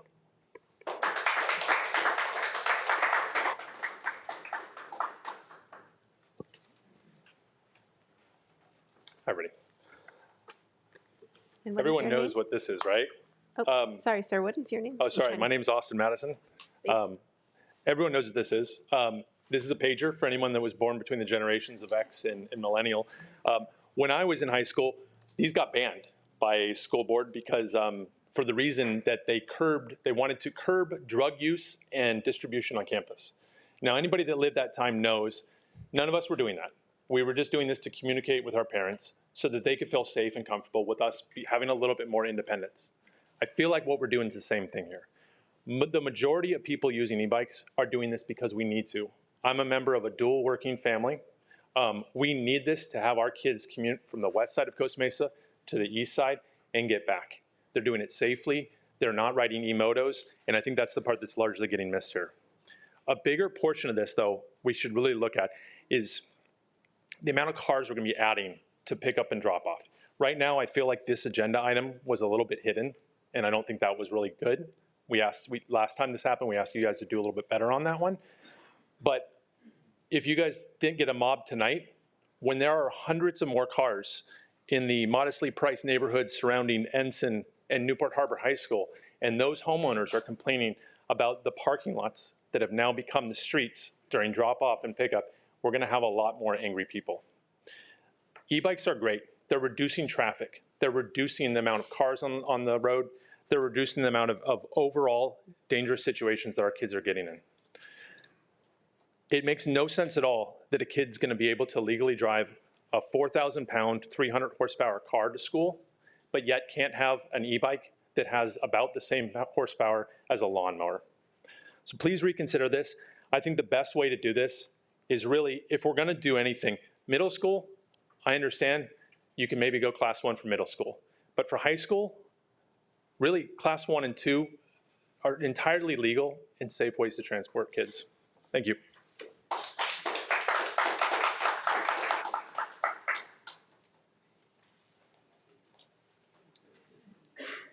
Are you Corey, Eric, or Colin? Corey. Corey, thank you. Good evening. My name is Corey Haas. I spoke at the last meeting, and while I see changes were made, this still is trying to solve the wrong problem. The district is stepping into something it's not equipped to manage, as Moses has mentioned, and shouldn't be trying to manage. This is a public safety and enforcement issue. That's the role of law enforcement, not a school district. We should not be turning to teachers and administrators into traffic police. Their job is to educate. And if this is about safety, the education effort doesn't match the reality. Yes, there's assemblies and bike rodeos, which I've participated in, along with other members of CMABs, online courses, but that's not enough to change behavior on busy streets during pickup and around traffic. And if that were enough, we wouldn't be here. What's more concerning is the communication, which multiple parents have mentioned. I receive almost constant emails. I've received 3 while sitting here. Community flyers for your student. There has been 0 outreach to parents that this is going to affect. None. This dad, thankfully, his son is coming up here to speak for all of his fellow students. There's 18,000 students. Let's talk about the real-world impact. Across the district, thousands of students bike to school. And in high school, the reality is simple. Most students riding e-bikes are on class 2 or higher. If you go to a campus, you won't find a single class 1. I'm the only one who rides a class 1 because I'm a dad.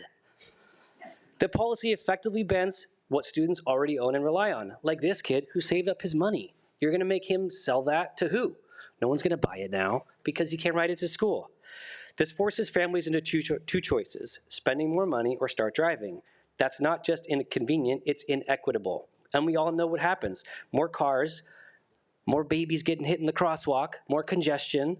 more chaos at pickup and drop off, which is really what everyone here is complaining about. The bikes are the solution, not the problem. And more risk, because the more dangerous environment around schools today isn't bikes, it's cars, blocking the bike lane, which I have to deal with every day trying to pick my kids up from school. It's the distracted moms on their cell phone in the half-mile long pickup line. If they were on bikes, we wouldn't be here.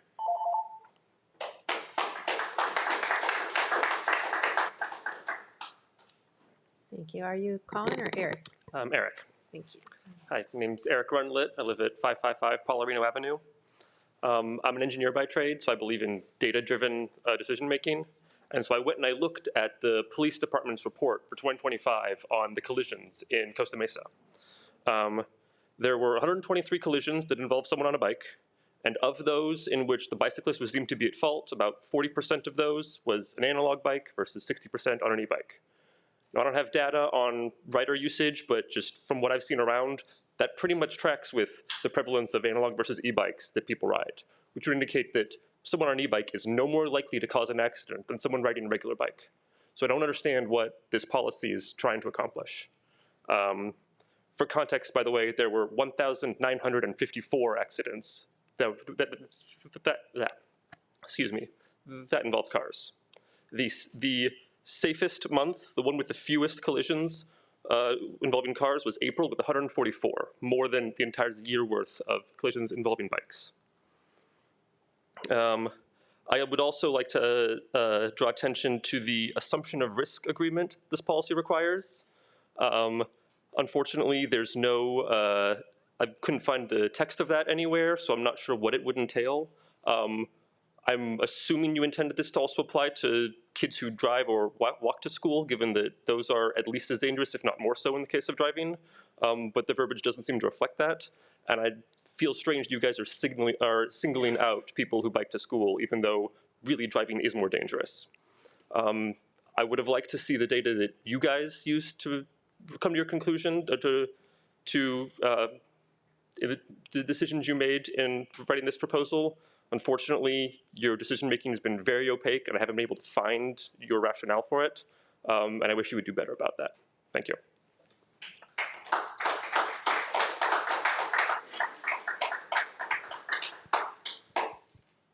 You must be Colin Cody Waters. Hey, you got me. Yeah, I was going to speak later, but we'll keep it all together. All right. So as you know, I'm Colin Cody Waters. I'm a cycling enthusiast and a father of a College Park first grader and a soon-to-be TKer. We bike to school together every day, but on Tuesdays, like today, we join the College Park bike bus. And parents and kids from all around the school join a conga line of bikes led by Cole Creselius, donning a blonde wig and a stick-on mustache, wraparound shades, and a speaker blaring AC/DC. These rides, snaking through the streets and picking up riders along the way, aren't without its incident. We've had a couple wipeouts, a small pileup, and some kids getting a little too energetic riding up and down the sidewalk.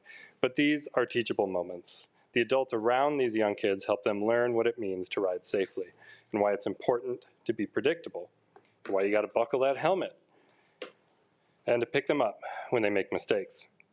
I say this not to brag about my awesome community, but maybe to give you all a spark of an idea. Our purpose as a community of parents and educators is to help kids learn and grow. Now, I'm as concerned as anyone about the reckless use of motorized vehicles by young kids, but I want us all to consider that there are alternatives to a flat ban.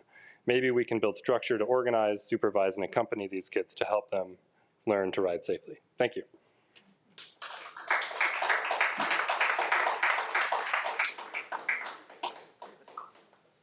And thank you all. Next up is the item 17, Achievement, Mathematics Achievement Update with the benchmark data and PLT implementation from Socorro Shields. Yes, so good evening. Tonight we're excited to be able to share an achievement report regarding the work that we're doing with mathematics and our purposeful learning teams. And to provide some information for you are both directors, Mr. Del Real, Gabe Del Real, and also Mr. Keith Carmona.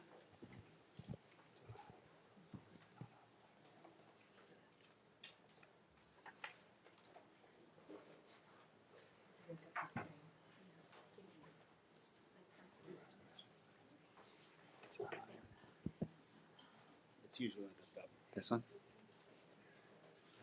It should be on the desktop.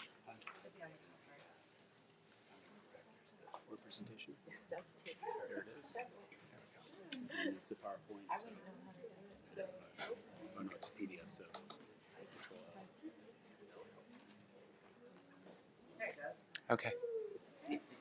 Good evening, President Orsoilu, trustees, Dr. Smith, cabinet, and guests. Thank you for your patience as we pulled up the presentation. It's a pleasure this evening to get to speak to you about our math benchmark data and the efforts that we have engaged in with purposeful learning teams in Newport-Mesa. This effort aligns with board priority number 1, which is to improve academic achievement in our schools. Teaching is a highly individualized effort. We often see a single teacher, the lone adult in a room with all kinds of children. And our purpose as an organization is to create a collective purpose amongst the professionals that work with all of our students. Our goal is to link the purpose of the individual teachers to our organization, which is, as your board priority states, to improve academic achievement for all of our students. One of the ways we do this is through something called collective teacher efficacy. When we create the conditions through time and structure for teachers to collaborate in an effective manner, we create collective teacher efficacy, which is defined as the shared belief among a school's faculty that their combined efforts, not just individual actions, can significantly and positively impact student achievement. This is something that surfaces in a much larger body of research by Dr. John Hattie, and in that research, we look for any influence on education that has a 0.4 effect size or greater. 0.4 effect size equates to 1 year of learning. So that's our benchmark for influences that we should strongly consider. Collective teacher efficacy is the highest rated influence on student achievement. It's quite literally, as you can see, off the chart. It's 1.34 in its effect size. There is no higher rated influence on student achievement, which is why we have focused so much of our effort in Newport-Mesa on this specific area. Part of our collective purpose is 3 components. The cornerstone of it is collective responsibility. This means a shared ownership and support for all students. When teachers take responsibility not only for the students in their class, but for all of the students at the school. When that happens, it creates the foundation for collective efficacy, which is, again, the belief that we accomplish more when we work together than as individuals. And that can lead to a highly reinforcing component, which is collective effervescence. The idea that there is true unity and connection and joy that comes from accomplishing a shared purpose. And again, in this case, that would be increasing our students' achievement. One of the platforms for these conversations is looking at data from assessments. And you'll note at the bottom of the screen, there are 2 types of assessments. A large category is formative assessments, which means these are assessments that are used to inform our instructional decisions. Then there's also summative assessments, which look at overall student learning. And they're kind of what we could consider post-tests. In formative assessments, the first one that we look at is diagnostic. That means these tests occur prior to instruction and they help us identify what students know and what they need. Then we look at unit tests. At the conclusion of a unit of instruction, our job is to analyze whether students learned what we meant for them to learn during our instruction. It helps us inform grades, it helps teachers reflect, we make future instructional decisions, and we monitor student progress. Over a longer period of time, we also look at interim or benchmark assessments. These usually occur over multiple units or on a trimester or semester basis. And they look at academic standards, over much larger goals. They're long-term, and they, again, inform instructional planning. So all three of these types of assessments are all considered formative. At the end of the school year, we also engage annual assessments.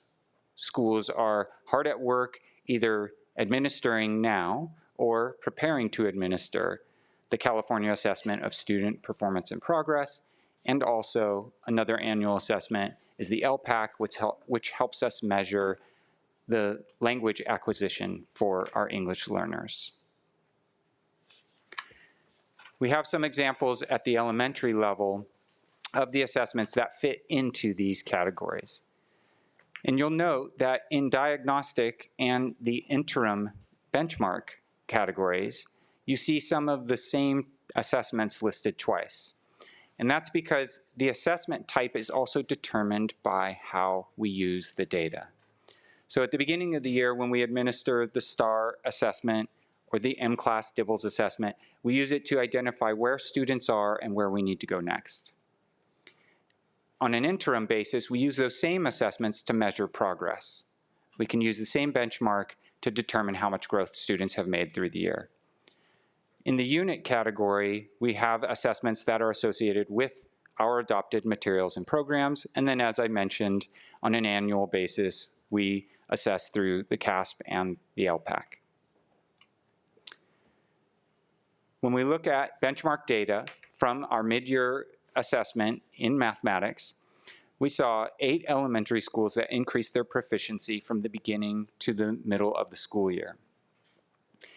One of the things that we do this for is to monitor progress throughout the year, but also to identify who's making progress and how, and then to consider who didn't make the progress we would expect to see and what steps need to be taken so that we can continue to see improved achievement before the end of the school year. We still have a long way to go. Even now, even after spring break, we still see great opportunity for students to learn. So we're always seeking opportunities for students to continue to improve, even now in April through June. Now I'd like to turn it over to my colleague, Mr. Carmona, to talk to us a little bit about secondary. So in order to build upon what Gabe has shared about the assessments being given in elementary, we wanted to share with you about how the Purposeful Learning Team process seeks to actionize the results of the assessments for the purpose of improving student outcomes. So what does that actually look like in practice? Purposeful Learning Teams, or PLTs, are structured collaborative groups of educators who meet regularly to do 3 things: analyze student evidence, take collective responsibility for student learning, and improve teaching practices for kids. That word collective is important. This isn't about one teacher closing their door and trying to figure it out on their own alone. It's about a team of professionals sitting down together, looking at what students are producing, and then deciding together what we need to do next. PLTs operate as a continuous cycle. Teams plan and deliver high-quality instruction. We give a common assessment, and we analyze the data from that assessment, and then we modify the instruction and try to provide support based upon what we find as our areas of needs for kids. Then the cycle starts again. The power of the model is that it keeps instruction responsive. Teachers aren't waiting until June to find out if something didn't land. They're adjusting in real time, and they're doing it together. In order to best illustrate this, I would like to introduce Danielle Moran, our math department chair at Tewinkle Middle School. Come on up, Danielle. Under Danielle's leadership, the Tewinkle math team is one of the strongest examples of PLT work we have across the district. What her math PLT has built around alignment, common assessment data, and the quality of their professional dialogue is exactly what we hope to see everywhere in Newport-Mesa. Danielle's going to share what this work actually feels like from a teacher's perspective, what it looks like week to week, and why it matters. Thanks for being here, Danielle. Thank you, Keith. I was just observing everyone coming up and talking, and they have their notes in their cell phone, and I made a color-coded thinking map that I wrote that I'm speaking from just because that's how I think. Okay, so math PLT. The district, Keith, and a lot of other people have definitely made the time, protected time for us to meet twice a month. Not just once, but twice. And it really allows for structured conversations with our team members. And PLTs, like they said, we can do it in our departments or outside of our departments if you want to do cross-curricular, but I'm here to talk about math. Okay, so the first thing I want to talk about is alignment. Both with Keith and Katie Holtz-Artosa, they provided a lot of structured time for us to meet for grade levels across the district. So I met with all the 7th grade teachers across the district, and we got to spend some time coming up with our alignment and pacing. So what are the major standards we're focusing on? What instructional materials are we going to use? We do have access to both, or three things. Illustrative Mathematics, Amplify, and IXL. And sometimes we like to bounce between those three that were offered just to see which one's providing the best resources for our students. Then we also discussed some pacing. So like how many weeks and days are we really going to try to spend on this? And then together we created summative assessment. So that was kind of at the district level. Then when it comes to T-Winkle, so I took that a lot further. What I really did is we kind of just made the time to make everything common, not just a formative and a summative assessment, but we've really looked at like what are we doing day to day. So at this point, everyone is doing the same warm up on the same day. Everyone is doing the activity, the cool down. We're giving common practice problems. We're giving the same assessments. And I know that might sound like a little bit boring. Oh my God, everyone's doing the exact same thing. But that's where the data piece comes in. So, you know, for me, maybe I'm making an instructional decision that I'm going to do building thinking classrooms. I think my students need a little bit more time having those collaborative conversations, and they need that comprehension part of it. Another teacher might be like, you know, I'm going to do personal whiteboards or another instructional strategy because I see students need procedural fluency practice. So it's kind of, there's that autonomy that we're still giving, but it's allowing us to collect real-time data like daily and not just waiting for that 1 week marker or that, you know, 6 weeks after the unit's done. So from that and our common assessments, it really allows for that quality of dialogue. So data, it's frequent and it's a lot. So they do provide us those two times a month. Sorry, it's like an inside joke, no one knows, but it's great. Okay, sorry. Keith knows me. Okay, so the great thing about us having that common data is when we go to sit down at a PLT, and yeah, that's going to be scheduled 3 weeks from now, and I'm not really entirely sure if I'm going to have that data done by that time, even though we're trying to plan that, is that we can sit down and form a PLT at any moment because we're being so consistent and aligned in what we're doing.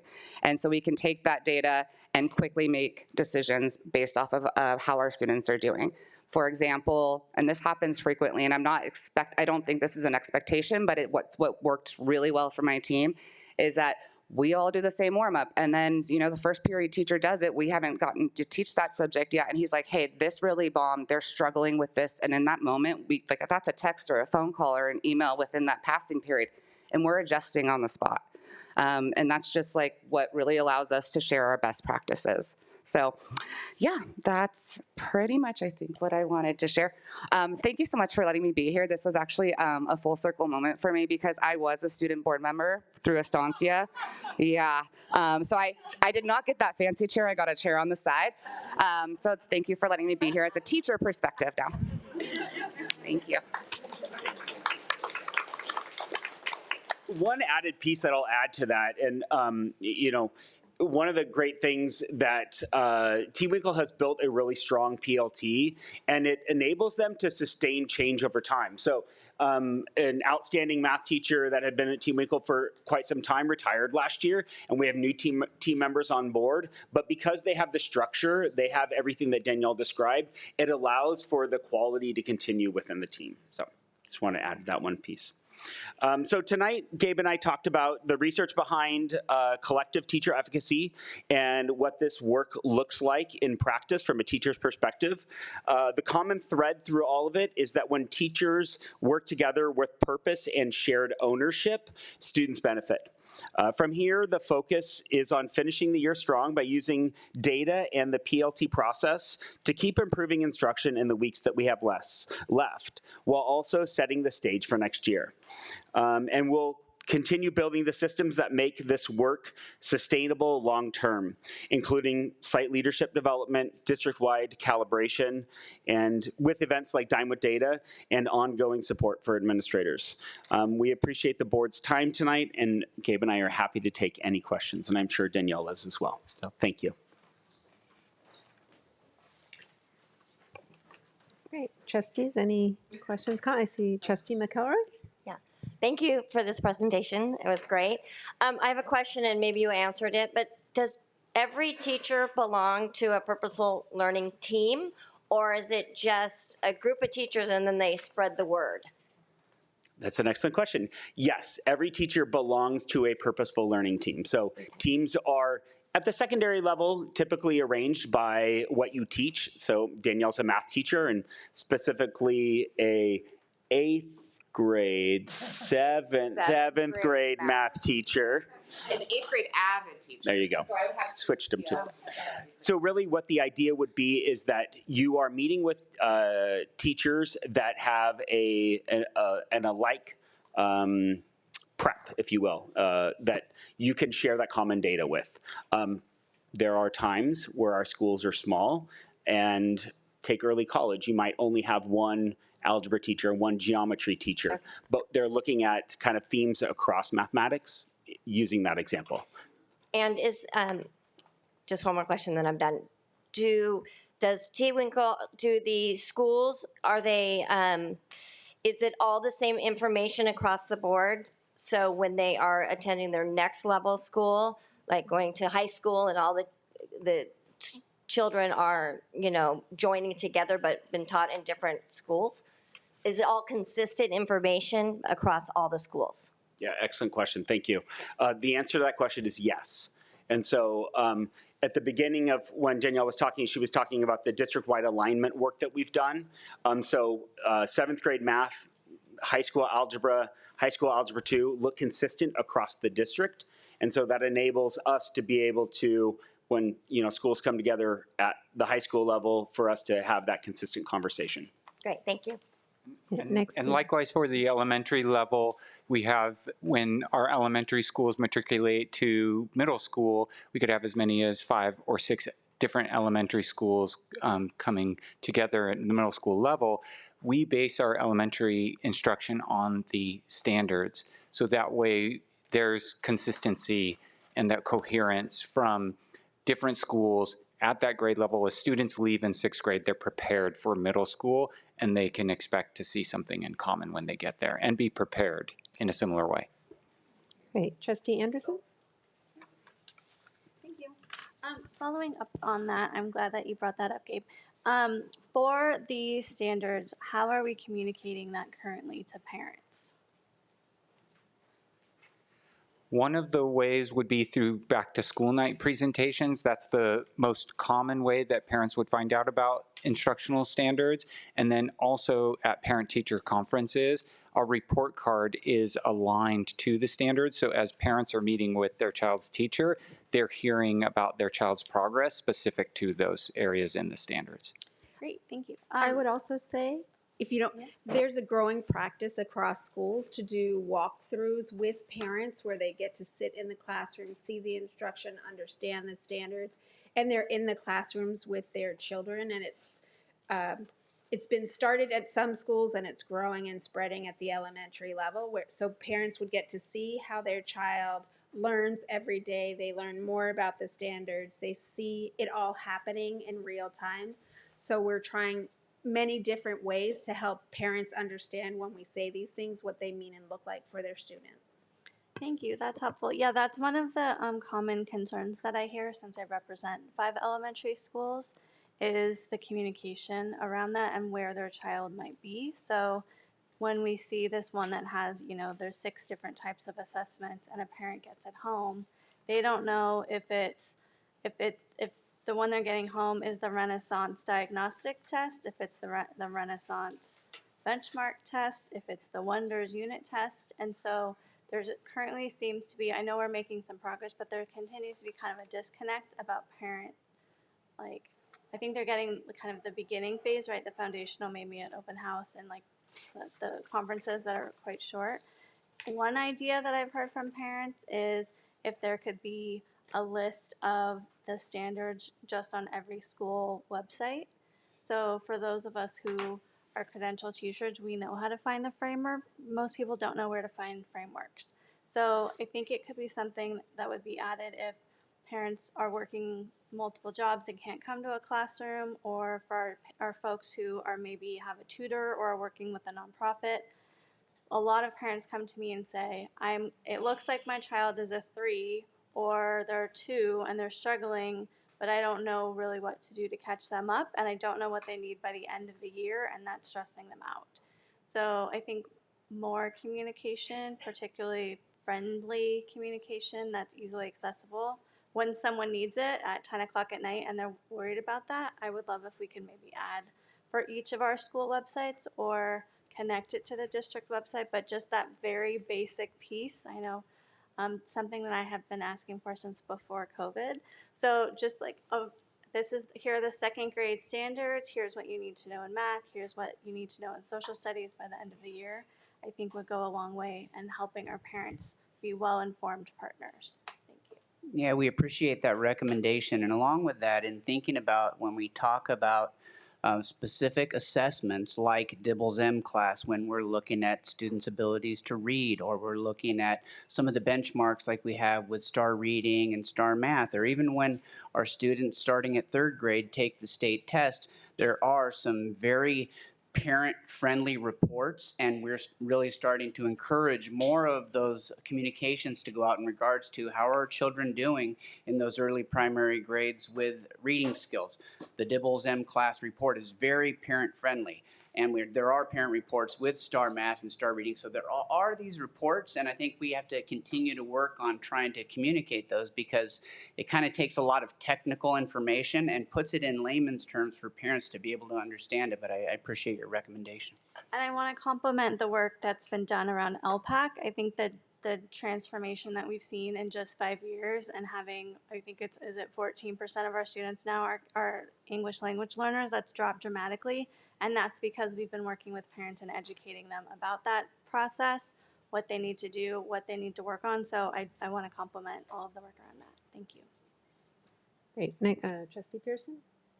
Yes, thank you. I am extremely impressed with the T-Winkle program. It's amazing. Do we have, especially with the common assessment between how closely you guys work, because it really doesn't matter what teacher you have, you're all learning the exact same, you're being tested the exact same way. How much of that is going on to at the high schools? So it is a work in progress. So I can't say that it's a replica of everything that you heard Danielle talk about at T-Winkle, but that has been the work that we've been doing over the last couple of years. Sarah, there are versions of that at all of our middle schools and our high schools, and we're continuing to get better at it. So the responsive way that she describes the way that her team works, it's kind of that's the goal that we're seeking to have all of our teams move in that direction. So kind of everyone is on that path. None of us have, even T-Winkle hasn't necessarily arrived. So we're moving in that direction. Which is great, which is great.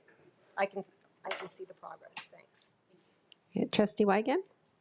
Yes, thank you. I love these, this collaborative PLTs with the teachers. I think it's going to be very, very effective for our students. One thing I noticed, it was slide 8, and it said 8 elementary schools increased proficiency from the beginning of the year to the middle of the year. That's like only 36% of our schools and elementary schools in math that have made progress. What are we going to do? How do we turn that around? What are your thoughts? Great question. One of the things to consider when we look at that data is when we talk about those 8 schools, we're talking about schools who have increased the percent of students who are proficient from the beginning of the year to the middle of the year.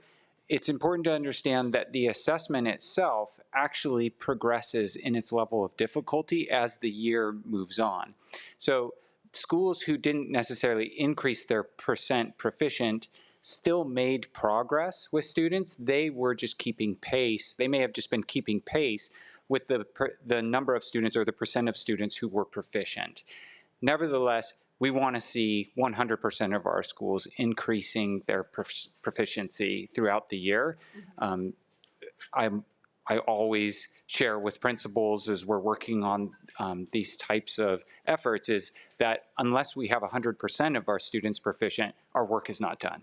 There's no accepting 10% of our students, there's no acceptable level of students not meeting proficiency. So we will continue to pursue that level of complete proficiency for all of our students. And that's why we bring people together in PLTs, is so they can examine the results quickly and responsively based on shorter term assessments, because we don't want to wait until an interim assessment to decide, oh, it looks like these students aren't making the progress we want. We want to see that on a daily, weekly, or bi-weekly, monthly basis. And so that's where that work comes together. Okay, that's good. Is there maybe another benchmark? Because, it's kind of like you get these kids to be proficient, and once they're there and they're proficient, but are these other proficients actually making even steadier increases? So what I'm saying is, once we're not just satisfied with a C+, that might be passing, but are we satisfied with going further and further and making sure that our students are really achieving where they can? Yeah, that's also an excellent point. When we look at our proficiency levels, what we're actually able to do is break down the students' scores based on nationally normed scores and sample sizes that can range from 350 to 550,000 students, 350,000 to 550,000 students. And we can look at where they fall in their percentile rank nationally. And so what we're looking for is not just growth for students who are in the 50th percentile or 10th percentile or 90th percentile, but all of those, and what would be an appropriate amount of growth for all of them. That's part of the nuance, and that's part of the detail. That's why this work is so involved and why we need to meet with such frequency.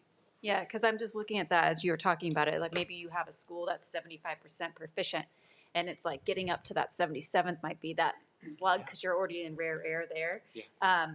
But to make sure that those 75% are still achieving, going higher and higher and higher that they can is what we want to do, right? Absolutely. So, yeah. I'm glad we're looking at that. Thank you. Great. Student board member? Hello, thank you. So I had a quick question. How long have the PLTs been in use as a strategy at all of the schools? Yeah, the concept of PLTs at secondary schools has actually been around for over 10 years. We've had the time allotted in the student schedules for quite some time. I know at your school, for example, Dr. Martinez brought that in as a practice when he started at early college, and so it's been a longstanding practice for your school. The other schools continue to refine their practice, and so you heard earlier today that it kind of looks different at every school, right? Every department in a high school is moving in the same direction, but at a little different speed. And it's a continued topic for us to continue to refine what we're doing during that time and how we're going to plan out our time for next year. Thank you. And then I had another question. So on slide 4 with the cold, cool, and hot chart, it says collective teacher efficacy at about 1.34, which would be equivalent to a little over, I think, 3 years of learning. So what would it mean, like, in simple terms, for a student to gain 3.2 years of learning? So again, that's actually an excellent question, because it really depends greatly on how you measure student learning. And when we look at like, for instance, at the elementary level, we teach multiple subjects. So what does it mean to gain even a year's worth of learning in an elementary classroom when we're looking at writing, reading, mathematics, history, social science, science, and so forth, language development? One of the things that we do is we use these benchmark assessments to determine what is the equivalent of 1 year of learning. And just like Trustee Wygand was asking, even for students who are at those highest performing levels, are we still monitoring and looking for students to make that growth? We're looking for students who, in their scaled scores, actually demonstrate the equivalent of 1 year of growth, but triple that. That would be what you're asking, is, basically 3 times the scaled score growth that we would expect to see in a year would be, to answer your question, the equivalent of 3 times the scaled score we would expect to see. Okay, thank you. Great, and we'll turn it over to Superintendent Smith, but first I just want to follow up on one item that Trustee Anderson said. When my daughter was in 3rd grade, she's now in 9th. Something that I was really looking for as a parent was exactly what she was mentioning. Maybe not on the websites, but like a handout, like end of 3rd grade, you should know how to add double numbers or divide or multiply. End of 4th grade, you should know how to times by 10, I don't know. But like as a parent who considers myself mildly educated, like I had no idea what she's supposed to do every year. And if there was a way we could make this simple for parents to know every year, 1-page handout, this is what you should basically know by the end of the year. Cool. So just kind of keep thinking on that train of how to let parents be a good partner, because I can't support it if I don't know what you're supposed to know. So that's my 2 cents. Superintendent.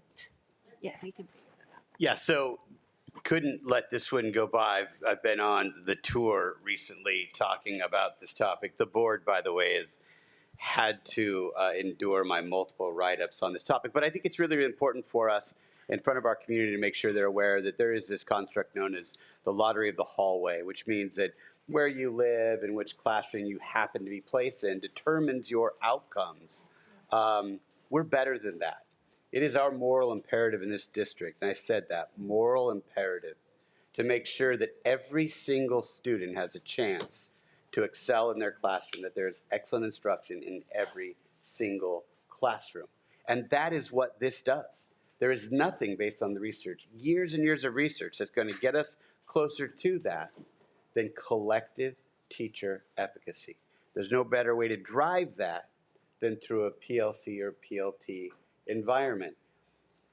And I have to thank the board because you gave us the direction to work on this. I have to compliment our labor allies for working with us at the table.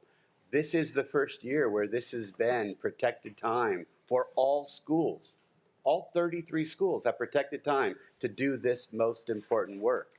And we have to learn to walk first before we run. And so we're starting this out, and we heard the inside joke about 2 days because we're not running yet. But eventually we know that every single week we have to be analyzing student data so that teachers can then determine the change in adult behaviors that will drive more outcomes, right? Student data drives changes in adult behaviors that then improves those student outcomes. That's how this works.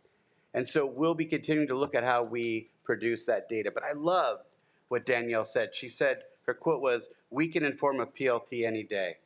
What she said is, besides the district data that we provide, and it was important because Ashley and others talked about what kinds of data, what are we looking at? There's classroom data every day. She mentioned a daily warm-up. Yes, a quick write. Yes, whatever you're teaching, that is data. And teachers can use that every single week to improve their collective efficacy so that every student, all 18,000, can improve. Trustee McElroy, you mentioned, are they getting the same thing? Yes, this board 5 years ago said, we're going to double down on the importance of curricular and instructional coherence, both. That at all of our sites, we have board-adopted curriculum. That's what we teach. That's the script. Now, there's an art to it as well. Teachers add some spice to that, right? And they do their bit. And we love that they do that bit. But this board-adopted content, we're getting really, really close to curricular coherence. This is going to help us with that instructional coherence. This is going to be that secret sauce that ensures that it's not an accident that kids get better, right? And it doesn't depend on where you go to school, where you live. You're going to be excellent, right, with these learning outcomes as we continue to do this work. And certainly as we involve community allies like parents and others in that work as well. So kudos to everybody doing this hard work, the team supporting it, the teachers in the classroom, the support folks in there helping there. Because it's not just in our PLTs, just teachers. We have support folks in these as well, helping them understand how do we help kids behave a little better so they can learn more. Right? Collective effort. So kudos to labor, kudos to the board, and kudos to everyone doing this work. This will make us the best district in the state of California. Thank you. And next up, we have the report on innovative technology and Newport-Mesa School District. Dr. Torres? Yes, I'd like to welcome Dr. Jenith Mishti up to the podium. We'll let her get set up and get the computer back running. We have a lot of information to share with you this evening about our Educational Technology Department and the work that we've been doing with innovative technologies and artificial intelligence. And as part of our discussions over the past few months and strategic planning groups that have come together, it's been of interest to many individuals to learn more about what we have done as a district to get ourselves moving into the right direction. So I'm going to turn it over to Dr. Mishni, and she's going to share all her knowledge with us tonight. All right. I know I have to talk into this mic, but all right. Good evening, Madam President, members of the board, Dr. Smith, cabinet, all the guests here with us tonight. I thought I was feeling nervous, but I think I'm just feeling excited because, right, it's the same thing. I am so excited really to talk to you about all that we've been doing in the district around innovative technology, which includes AI. We have been navigating many different groups of people, and so I'm going to just share where we've been, what we've been doing, and where we are headed. And coherence keeps coming up tonight, and we're going to, that's what we're doing here too, is we're trying to keep that coherence going because AI is being used everywhere, right? And so we need to make sure that we are not ahead because we're already behind. No, we're not behind, but you feel like you are. But before I get going, I have to just thank all of you, Dr. Smith, all of Cabinet, just for being so supportive of moving forward with AI and supporting it and not blocking it, because I talked to some colleagues, in other districts, and it's, they're doing that. They're not allowing, teachers, students to use AI, and that's not the answer. We know that. All right. These slides are to keep me on track because I talk fast, and this is my 29th year in the district. So when I say this is a moment of disruption, it's also a moment of hope. And so back in 2022, 3+ years ago, ChatGPT became something that was in all of our pockets, right? And so instead of banning, as we know, Dr. Smith said, no, we're not banning, we need to just tell everyone. And so by January of 2023, we were putting out communication to parents, staff, and teachers saying, this is what ChatGPT is, this is what just, got released, this is what you need to know about it, this is what we're doing about it, and at this time, we're not blocking this, and we gave them information. And then we started a very deliberate journey of moving forward with how we were going to do that, starting with educating the teachers. But the one thing that is different, because this is not an implementation, even though AI is a tool, this is a shift in learning and teaching. It's a technology that impacts or crosses over learning, teaching, and assessment. It has so many lines that it crosses over. So we have to keep that in mind. So we set a path, and very intentional. I came back from a very global conference last week where it was workforce, business, venture capitalists, higher ed, K-12, policymakers, unbelievable. And the intentional, strategic, human first, were the language that they all are using. And so that's what we've been leading with, over the last 3 years. So year one, my team and I, who I also have to thank, because if I did not have my team of TOSAs, none of this would have happened. And so we learned, we're still learning, but I love learning. And 29 years in, if I can still be this excited about learning something new, come on, I think I drank the Kool-Aid. So we learned year one, we learned, and then we taught, and then we learned, and then we taught. And year two, we built, and we're in year three, and we're going to talk about that, and we're looking at human-led AI fluency. So at this point, to date, we have 68 unique PD sessions that we have taught to 14 different groups of roles. So I'm talking teachers, administrative assistants, psychologists, directors, principals, paraprofessionals, I could go on. So we didn't just teach teachers, we did, and parents, I can't forget parents. We really, anyone who wanted to learn, we were like, well, yeah, we'll do that. And then we've been developing teacher leaders all along, but a few years ago, we had the instructional tech coaches at the secondary, and then the work that they started doing became the AI work. And we created an AI working group, and we're up to 19 teachers in that group. And then I'm going to talk to you a little bit about the student voice survey that we've been doing. So we're building capacity, right, so that we could move on to the next phase. Last year in our AI working group, we developed what we have adopted as our AI guidelines for teachers and students. We didn't just do this in a bubble. These were teachers, developing these together in this working group, and we released these this year. But if you go back a year, we put language in all of the student handbooks, K-12, the year prior. And so this language got put into the handbooks alongside. That was academic honesty language, just, also telling students how they could cite AI if they were using it. So this has been a common language across K-12, and this year we spent, every PD we did in front of teachers or staff, we would share, do you know that these are here, and they shared them with their students. So we have the guidelines, and again, created by our teachers.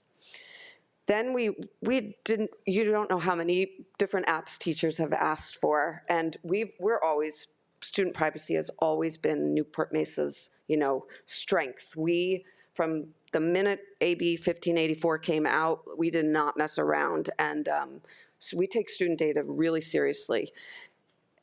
Teachers don't like it, but this was another area. I was seeing all of these tech, people coming out of the woodworks they spent billions of dollars creating tech tools so that they could sell them to K-12. And they're not all great. They're a lot of let's use AI and create a worksheet, right? I mean, we're trying to get away from that.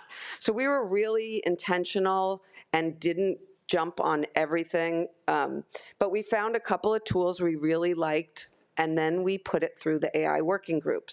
And teachers, and we had surveys taken, and they gave us feedback on this works and this didn't. And then we did land on brisk teaching, and I'm really glad we did, because it's a different type of tool.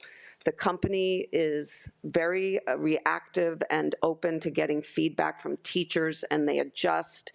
They're looking at creating what they're calling curriculum intelligence, where it's not like an app, it's actually an extension in Chrome, and it's going to sit over our own curriculum. Because right now, teachers go to ChatGPT or something and just type something in and say, give me a lesson plan, but that lesson, that's pulling from we don't know where. So if this turns out to be something great, it would sit over our own curriculum, which would be exciting.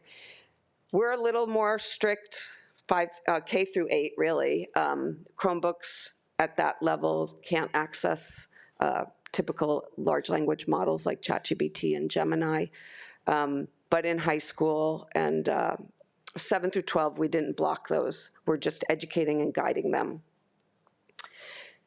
And our focus is AI literacy for all, right? I call it human in the lead, learning at every level. We're all learning. This is the first time I've ever seen where we are learning alongside our students, alongside business people. You go to conferences, they're all learning together. At the elementary, we have a road show that we've been going on. We combine it with digital citizenship, but AI is just a different type of literacy now, and we have to teach it. We have digital coaches at the elementary, and then we have our instructional tech coaches. November 5th was the first of I hope many, where all secondary teachers got the same hour, the same lesson or PD about AI literacy that we developed with our instructional tech coaches. So we all got together and planned it, and then each school kind of fixed it, adjusted it to fit their staff. But the idea was then they were going to figure out how to teach that same lesson to the students. So I know the next slide is going to be different. I'm going to jump ahead for a minute. So what we really developed was this idea of being the pilot of your thinking. And we went this whole pilot theme. And the most exciting part of this is we got invited by Estancia, my team and I, to go in, and in February, we taught 8 periods to their social studies classes. Like, I taught 8 periods. It was so fun. 40-minute classes. I was like, oh boy, it's been a minute. And we talked to them about bias, hallucination, and the teachers sat in the rooms with us. And I mean, they learned some things too, I think, or at least they said they did. I mean, the students learned too, but the idea is we need to be teaching our students how to critically think, how to be analytical, how to be judging what they're doing every day. And so it was just a fun lesson. This year, the working group is working on creating a K-12 framework. So something that we can look at and say, oh, whether we do grade bands or however we do it, because the group will decide, but let's say K2. A K2 classroom, you might walk in and you're not going to see them on a device, typing into ChatGPT, but you might see them with images in front of them where they have to sort and say, is this cat flying a kite real or is it fake, right? And so they're looking, is this, school made out of jelly beans real or fake? So you can still teach the language at that level. And then in the older classes, you'd be teaching things about bias and ethics and all of that. So that's happening, and it's going to only get better. So this year we launched our student voice survey. I've been wanting to get directly, information straight from students, and it's a bit more successful than I could have imagined. We launched late November, and for that month, we still got 214 responses, and I was like, oh, wow, this is great. Like, it was like 10 days, and Thanksgiving was in the middle of it, and the students responded. December, it grew. By January, over 1,000 students responded to and all it is 2 questions, once a month. They go to the same place. I push it through Schoology and ClassLink. They don't give their name, they just give their school. Next year I might ask for their grade, but I really was trying to keep it simple. And they are talking, they want to be heard. I mean, have you taken that survey? I'm not asking you really, but yes. So what we learned, AI is already part of their lives. They're already using it. But they also have an ethical compass. A lot of them know what's right and what's wrong. And they will say that. They'll say, I know this is cheating. I didn't learn anything. I know I didn't. Or I don't use it for that. And then December, a student reached out to me. I failed to put an option for I don't use AI in school. And I was like, you're right. And I never made that mistake again. Like, they wanted that voice. They wanted to be heard. And so, and they also told us last month that it's not clear from classroom to classroom on what teachers expect. Well, that can be hard if you're, middle or high school with a lot of classes, and one class it's yes and then it's no. So that's something, for us to work on. But the data is amazing. So I'm going to pause for just a minute and give you a couple of seconds to just read a few of these.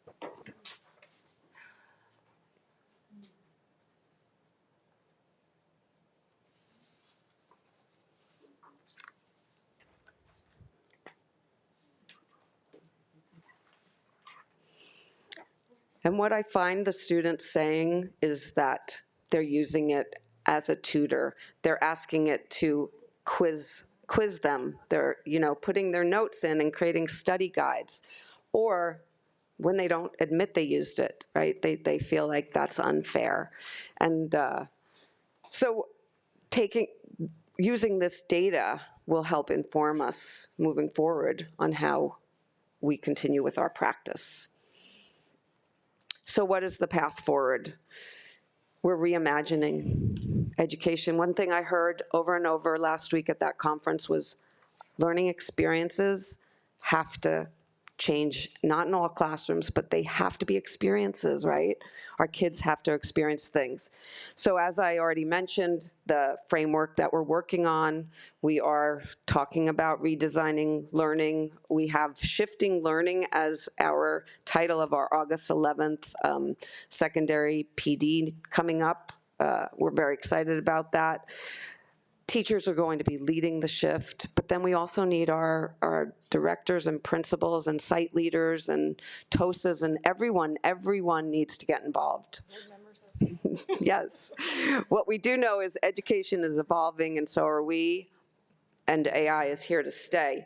I know that you're working on a portrait of a graduate, and I know this isn't signed in ink yet, but a Tech Navigator is a great, I didn't even connect that the title of this presentation is Navigating in the Age of AI, so I thought that was interesting. So by 2027, clear expectations in every classroom, AI literacy at every grade level defined, and teachers leading the redesign. And of course, I can't not mention the work I've been doing with parents because that's another really soft spot that I love. I just need them to show up more. But we are, Thursday we have coffee talk in the Tech Cafe at 9 a.m. and that's our 7th session of our AI parentology series this year. And then on May 12th, we did pivot to virtual, and I have all kinds of ideas and plans for next year for that. That's it. Thank you. Trustee McElroy and then Trustee Crane. Thank you for this presentation. I think AI is great, to be honest. I learned so much that I don't think I would ever learn when I look it up. And any topic, anytime, I think it's wonderful. I don't think it's wonderful to write an essay, but I think it's wonderful to get the information that might go in an essay, meaning learning things you'll never learn before. So it's more of a statement than a question, but I feel it's very important that yes, we have AI to give us all the information, but we need to make sure that our students are able to sit down and grab a piece of paper with a pencil and be able to write a paragraph with or a story with no phones, no anything. So we have to make sure that when they're in the classroom, not only are they learning through AI, but we need to dedicate a time where they need to sit and have free writing, where their brain's working on their own and they're writing. I know they might not know cursive, which they need to learn, but they need to be able to sit down. So I hope we're setting time aside in the classroom that they have free thinking, free writing, and not depending on someone else doing their thought. But I am a huge fan of AI, and I've learned tons this year even through it. Balance, I absolutely agree. Who was next? I pressed your button. Crane, yes. Yep, okay. First, I want to very much recognize the work that you've been doing. I remember sitting in your office about 3 years ago going, what are we going to do about AI? and you have been relentless, really, and your team as well. You're everywhere. You have the best attitude as far as let's do this. This is happening. And we need to get us ready. And I've compared what we've been doing in Newport-Mesa with other delegates, trustees, and I definitely can say that we are ahead of many districts in the county. So congratulations, and thank you, board and superintendent and staff, for giving Jenith the green light to just be ahead of the curve. So thank you. Disruption, yes. Paradigm shift, yes, absolutely. AI going away, no, it's not. So let's make it our friend somehow, but also with the safeguards, guardrails, and it affects everyone, all employees, parents, students, and so we cannot ignore the movement. So I am I attended a capstone project, 3 of them actually. 2 of them were about connectedness. I think that our high school students are starting to understand the fact that they they want to go analog. It's kind of, there's a movement back to self-regulating in a digital age, because they're realizing that human connection cannot be made up. And I believe with our cell phone policies, yes, they're not necessarily foolproof, but you go to recess break on our campuses and kids are talking to each other, looking at each other, not making the phone their default. It's a message that we're sending. Is it foolproof? No, it's not, but it's happening because our communities has been very grateful for what we've been doing and staying ahead of everything, trying to at least. So my biggest concern is coherence. We talked about coherence in the past report. How do we make sure that with it, and let's not make it be overambitious where it's happening at every single high school, for example, but within the high school, within a department, the English department, do we have a rubric that we can use that is acceptable, and it's also communicated to a student and parents of the expectations of how we use AI? I think that's very important because they need the guidance, the students need the guidance, the teachers need the guidance, the parents need to understand the guidance so that they are also on board. And I think that's one of the biggest parts of what we need to do here. And it's a big job because it's always emerging. I don't even know how we're going to keep up. It's crazy. But thank you for trying, and we're not going to give up on our kids and teaching them how to learn, but also be critical thinkers where they're using their own humanity to be a lifetime, a global citizen. So thank you. Keep up the good work. Thank you. Trustee Wigand, and then student board member. Yes, thank you. This is amazing. I remember attending a CSBA meeting about AI, and it was, talking about banning, not banning, all that kind of different things, and how do we use it actually. It's a tool now. It's not going away. It's part of a tool, and knowing how to do that is only going to help us for the jobs of the future. So I appreciate that we're working on that with our students. I do love how you're putting in guardrails based on how old they are, because one thing that I actually hear most from parents is that our kids are on their Chromebooks too much during school. And they want to have, and I do believe we should have some form of, our kids should only be on a Chromebook X amount of time per day, and then focus on that, going back to being analog.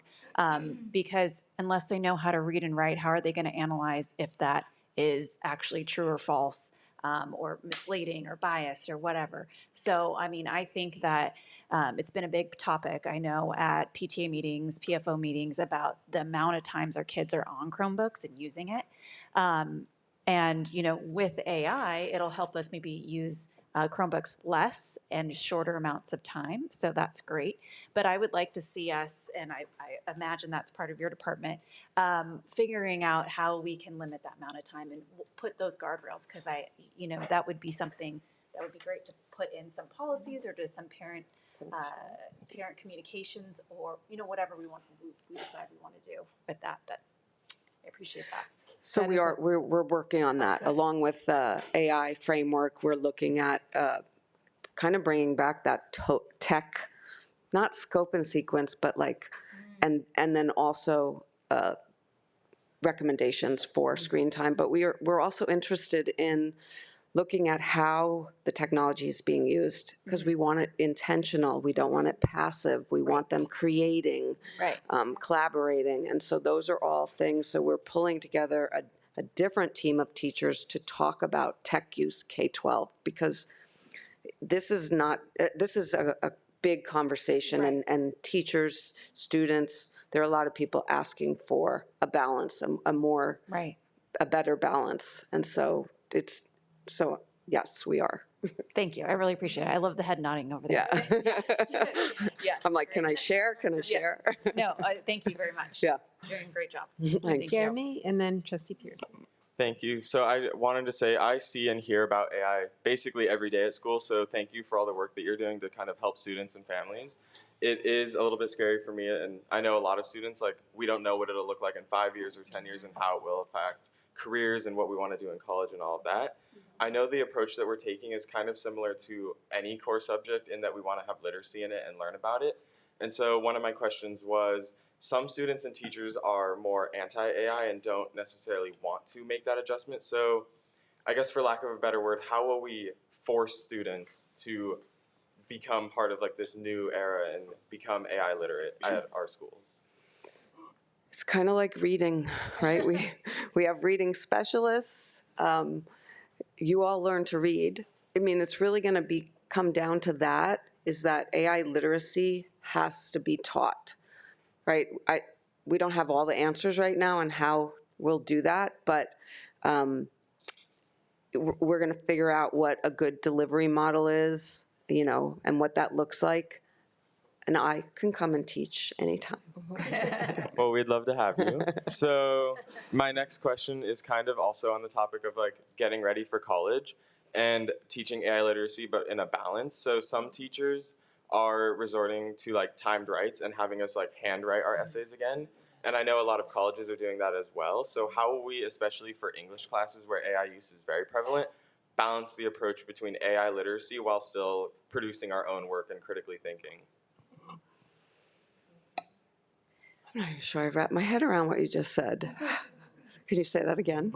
Yeah. So I guess more like, what are your thoughts on teachers and like even colleges like doing timed writes and handwritten essays in terms of like I guess, how will we balance curriculum to teach both handwriting and creating our own essays without AI and using AI? How will we teach students to be capable Dr. with Mishny? both? I think one of the things you could share with Jeremy is the work we're doing right now with the new work group that you're bringing together, because our English teachers have brought that to us too. So that conversation is living in high school classrooms with teachers right now on both sides of the fence, and we're bringing some groups together to talk about that and figure out how we all arrive at what that balance could be to be able to share that, the learning of the student and then the blending of AI, because your teachers are equally concerned on both sides of that fence. Yeah, and like you said, higher ed too. I'm a professor at Cal State Fullerton, and so I have a lot of conversations with them around this. I think part of it is that we haven't figured out how to teach students how to effectively use it, and so going back to a blue book and handwriting is a way to say, well, I know at least you wrote this because I sat here and watched you write it. But if students understood how to use AI, and I'm not saying, I mean, many do, but if all students understood how they could use it in a way that enhanced the work that they're doing and not replace their thinking, then that will help the situation. But we really have to think about what the work is and what the assignment is, and that's where the redesign, I think, is going to happen too, because we have to think about, students need to understand how to write and how to think, and that's, at the end of the day, that's the thing. Teachers can say, for this, there's a scale that some high schools are using where it's like a 4 is you can use AI and a 1 is you can't. And so many teachers are using those types of scales for their assignments. So, And I but think those are at the great questions. elementary, what we're trying to do is make learners adaptable, because like you said, we don't know what it'll be in 5 years. We don't know what it'll be in 10 years. So just being confident enough to continue learning, and the critical thinking will always be a key component of what we're doing in every classroom, because people will have to evaluate information in new and different ways. And so that's how we're preparing them for the world they'll get a couple years later in middle school and then a couple years later in high school. That's evolving quickly. Thank you. Okay, any more questions?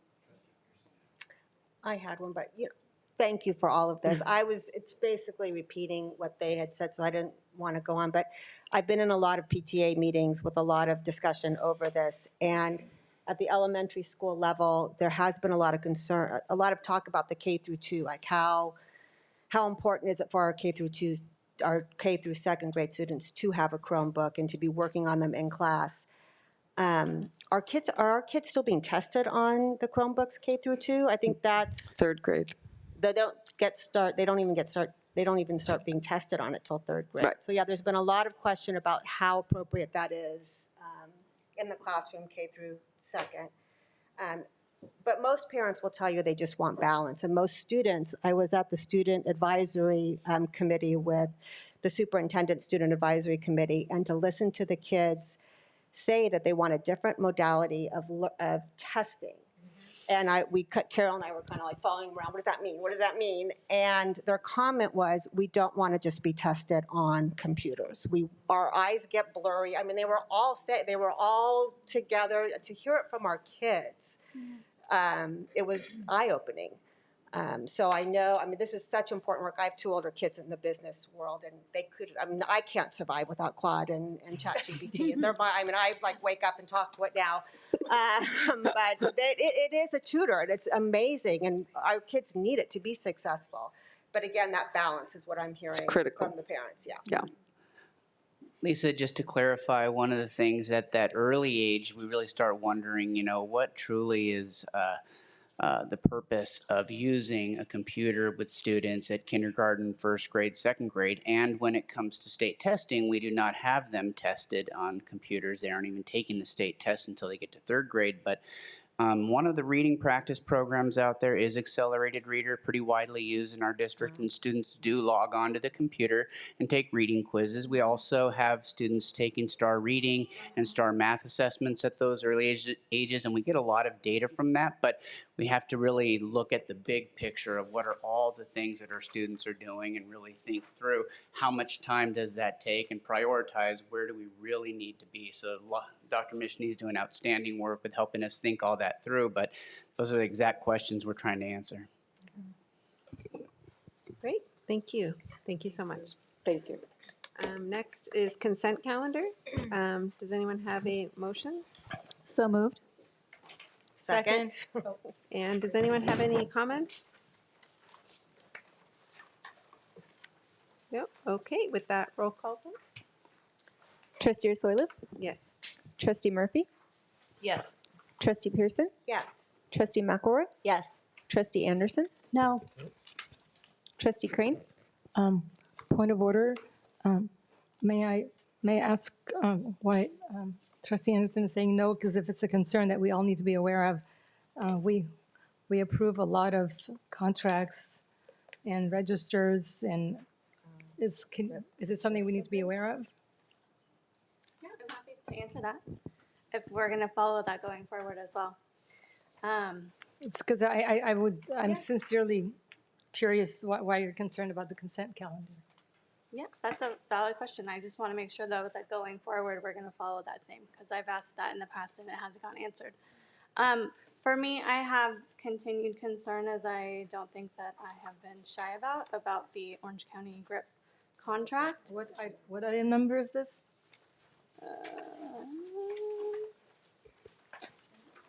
Is it under education service? Which item is it? B4? Huh? Before. E? B4. Okay, let me see. B4. Okay. So the contract for me, I think, is something that I don't find to be appropriate.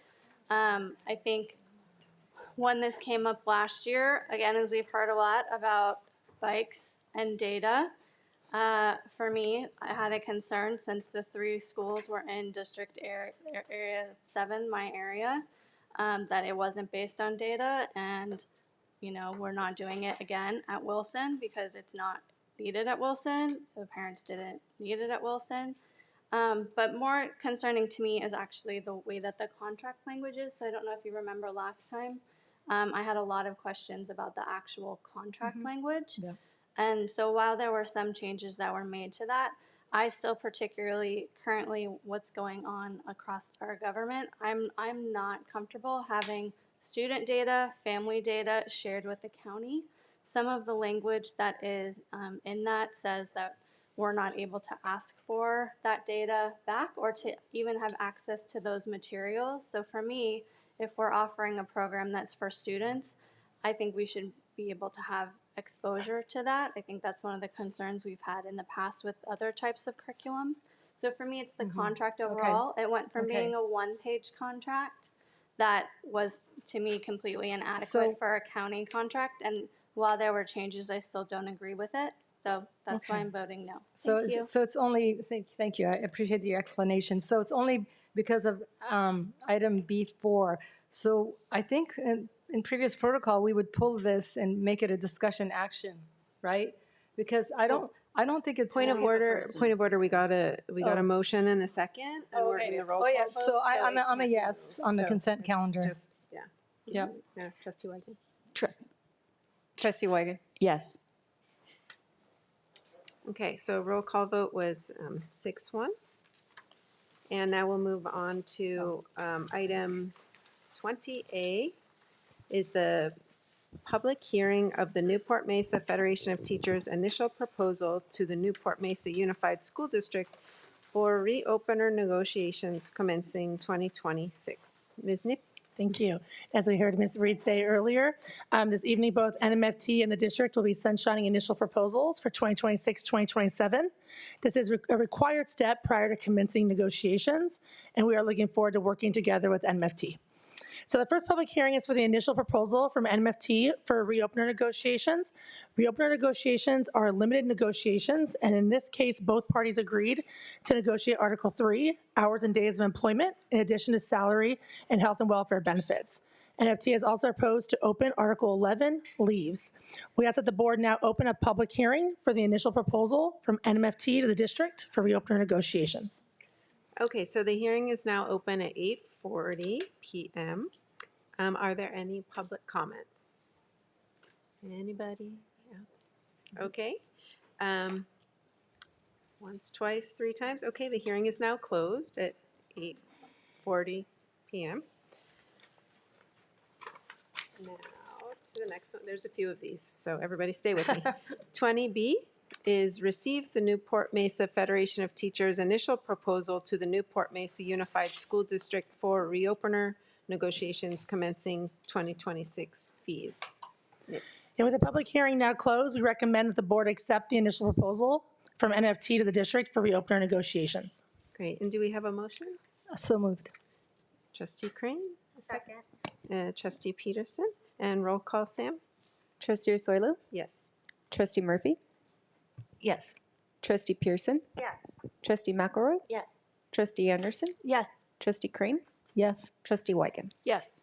Great, the vote was unanimous, and now we go to item 20C, which is another one, public hearing of the Newport-Mesa Unified School District's initial proposal to the Newport-Mesa Federation of Teachers for reopener negotiations commencing 2026.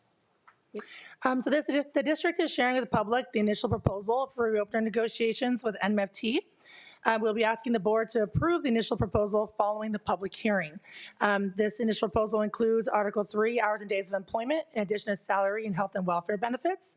We ask now that the board open a public hearing for the initial proposal from the district to NMFT for reopener negotiations. Okay, and the hearing is now open at 8:42 p.m. And are there any public comments? No. Okay, 0. The hearing is now closed at 8:42 p.m. And one last one. 20D is approve the Newport-Mesa Unified School District's initial proposal to the Newport-Mesa Federation of Teachers for reopener negotiations commencing 2026. With the public hearing now closed, we ask that the board approve the initial proposal from the district to NMFT for reopener negotiations. Motion? So moved. And motion, Trustee Anderson? Second. And second, Murphy. And roll call vote, Sam? Trustee Ursulou? Yes. Trustee Murphy? Yes. Trustee Pearson? Yes. Trustee McElroy? Yes. Trustee Anderson? Yes. Trustee Crane? Yes. Trustee Wygan? Yes. And it is unanimous, 7-0. Thank you. Thank you. And now we move to our discussion action calendar of item 21A, the moment you've all been waiting for, the second reading and adoption of modifications to board policy. Dr. Torres. Thank you. We're going to just take about 10 seconds here to get set up. I have our lovely executive assistant, Claire Warner, who's going to assist me with this tonight in case we have any modifications to the policy. She is the individual who helps assist with edits. So she's going to be here at the dais with me, or I should say at the podium, sorry. And she's going to go ahead and go through this with me this evening. So I'm going to stand over here to the side. To ground us in our evening together tonight to talk about what this item is, wanted to be able to remind our trustees and our community tonight who's present that this has been a process that's been going on for a few months. Our board had a courageous conversation back in December to talk about bike safety. In February, we came together as the board policy committee. They took a look at having a first draft. We did that and we brought it forward in March. And that direction at the time was to go back and revise and provide some edits based upon the feedback that the community had given us, some feedback that trustees had shared at that time. And now tonight you're seeing a new version of that policy that also incorporated those items. So in front of you tonight, you have board policy with a tentative number of 514204 on bicycles and e-bikes. We have it up for you this evening. Years ago, we used to bring the policies up for view. We had stopped doing that as a practice, and this board definitely wanted to ensure that we could do this together and that we could see and as we make edits tonight. So it is available for your viewing pleasure as well tonight. Some highlights to get started with the conversation, just to let everyone know where we're at with the policies. We did make some changes. So just some statements to open up the conversation is that we did modify it so that all students in our district can ride a bicycle. Okay, so that was something that was a piece of feedback. Everyone can ride a bicycle across the district. We incorporated a list of definitions. Scroll up for me there. Just to be clear, some community had asked questions about the different types of bikes, vehicles, and the types of items we were talking about, so we went ahead and added some definitions. We broke out this policy into elementary, middle, and high school. Big items here to note would be that we do have a restriction, K-8, on e-bikes. That we are requiring training, we are requiring helmets, and we are requiring assumption of risk and agreement for parents to sign. So those are some of the big items that we have clarified in this policy after the policy committee met for the second time. Additionally, if you approve this policy this evening as it stands, we have an exhibit listed in here, 5142.2, which would be an assumption of risk and liability statement. That is not yet developed because the policy needs to be approved first. That is what our board policy committee thought would be a best practice to get the policy in order, and then we would make that exhibit afterwards. And then we would not put this policy into place until the next school year. And we wouldn't put into place until that exhibit was also approved at a subsequent board meeting. So I just wanted to ground us in that for tonight, and we are here tonight to take your feedback. Okay. Okay, I want to just say thank you so much for working with us on this. As a member of the policy committee, I really appreciate your hard work and your research and everything that you've done to pull data for us. About, our e-bike accidents, how many e-bikes are on campus, how many bus routes are out there, how many students ride e-bikes that can get on a bus route for free, us or OCTA. So I really appreciate all that work that you've done. One quick, change, and then I'm going to talk a little bit more, but where it says elementary students in elementary school are strictly prohibited from operating e-bikes, it should say from possessing or operating e-bikes and e-motos and other devices as Possessing right listed here. in the definitions on school. Possessing. That is section, it's the same in elementary and it's the same in middle and intermediate students. So we'll replicate that in the same place here. And So it it's needs to just- say, Highlight that so they know Yeah. what's being edited. Yeah, put it in red for us so we can, everybody out there can see. So it's, we want to say possessing or operating e-bikes, because the essence of this policy is really to say you can't bring your e-bike on campus for K through 8th. Yes. That's all we can do is focus on what you can bring on campus, because we're not police. They have their own set of laws depending on where you live in Costa Mesa or Newport Beach. And Newport Beach, I know, has made some things a little bit stricter for our kids to have to do a lot more if they are having issues on their e-bike. So that's really what we're trying to intend to do here. And then in high school, we believe, students need to get to and from either jobs, all their activities, everything. That's why we allow a class 1. Class 1, they can go up to 20 miles per hour. Class 2, there are class 2s, but you can modify it very easily. And most kids have to go faster to like 60 miles per hour. And this is all data from the police departments that they had given us. They had an e-bike. Newport Beach had an e-bike training on this weekend, and they had 30 students. So I think that there was a person from the audience that said we should do something like Irvine's doing, where they make their parents come in and do training. Newport Beach does that now. So they have a policy where, yes, they took 30 kids, they got citations, and they had to attend a class on the weekend. So this weekend they had a class. It was held at Newport-L. 30 of those students came with their parents, and they had to be able to get their e-bikes back. They had to attend those sessions because they had their e-bikes taken as well. And then additionally, kids could come and learn more about operating their e-bikes. About 3 kids came with illegal bikes to that training session. So they were actually called and confiscated the e-bikes, the police did, and called their parents. And then they will have to do a class as well on the weekends. So this is the policies that that Newport Beach Police has put in place because they, obviously once kids leave our school district or schools, it's all the cities, it's all the police departments standard. So we kind of heard you guys talking about kids need to get to their activities, and that's why in high school we allowed the e-bikes as class 1. We don't allow class 3 because those are motorcycles. We don't allow motorcycles at all on our campuses.